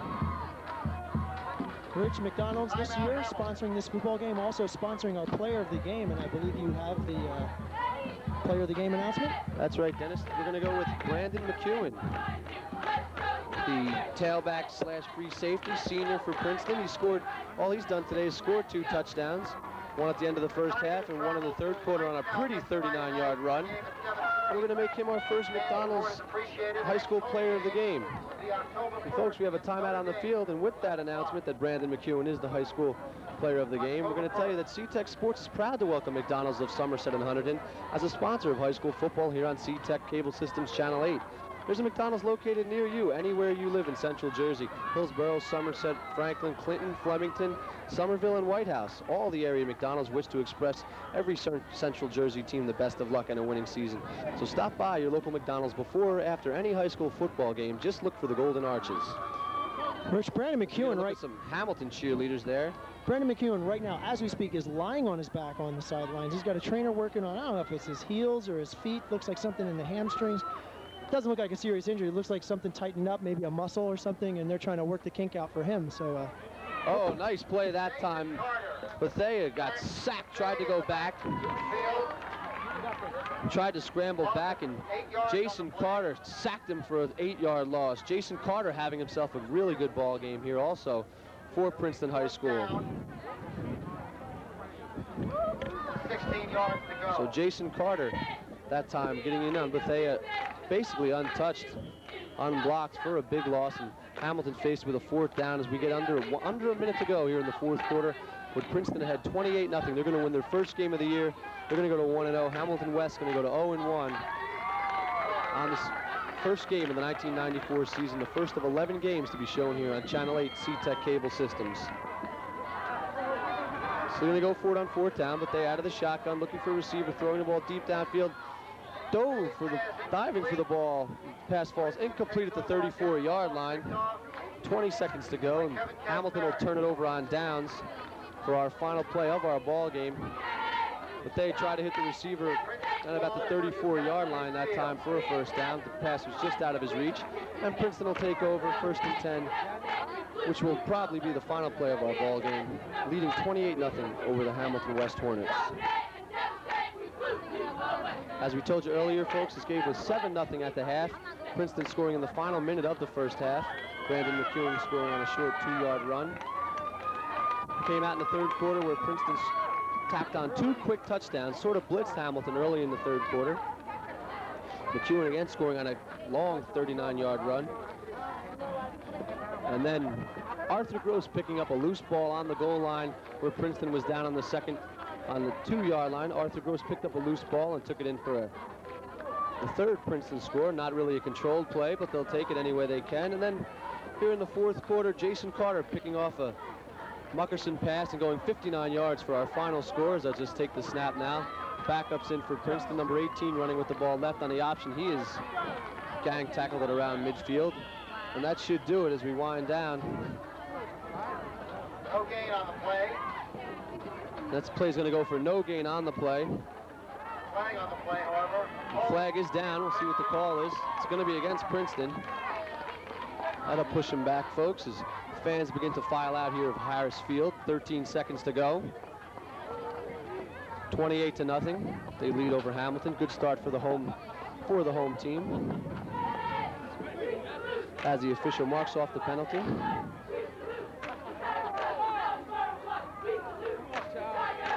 As we get set to play the final 13 seconds of our ball game. Princeton leading at 28-0. Stay tuned after our game, folks. Our Dennis McDonough will have a post-game interview with our McDonald's player of the game, Brandon McEwen of Princeton. So stay tuned for that. As they sort everything out, and the clock runs out, and that'll be the end of the ball game with our final score. The Princeton High Little Tigers 28 and the Hamilton West Hornets nothing.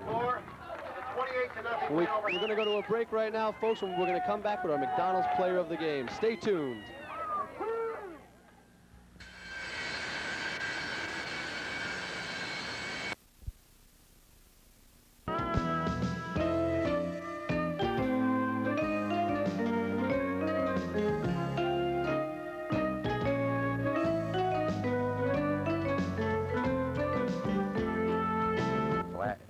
In the first half, and then we just picked it up on the second half, and things started to work.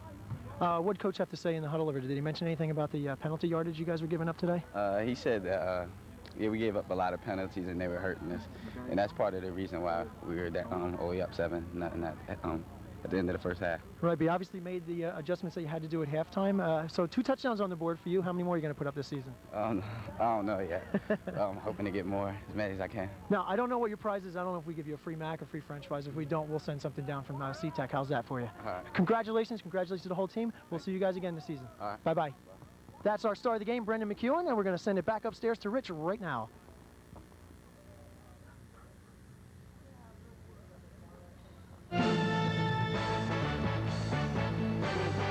Little Tigers 28, the Hamilton West Hornets nothing. Princeton getting off to a good start on the 94 season. They're at 1-0, the Hornets are at 0-1. Folks, if you just tuned in or tuned in late to our Channel 8 C-Tech telecast, you can see it in its entirety Tuesday night, September 20th at 6:30 p.m. as we will replay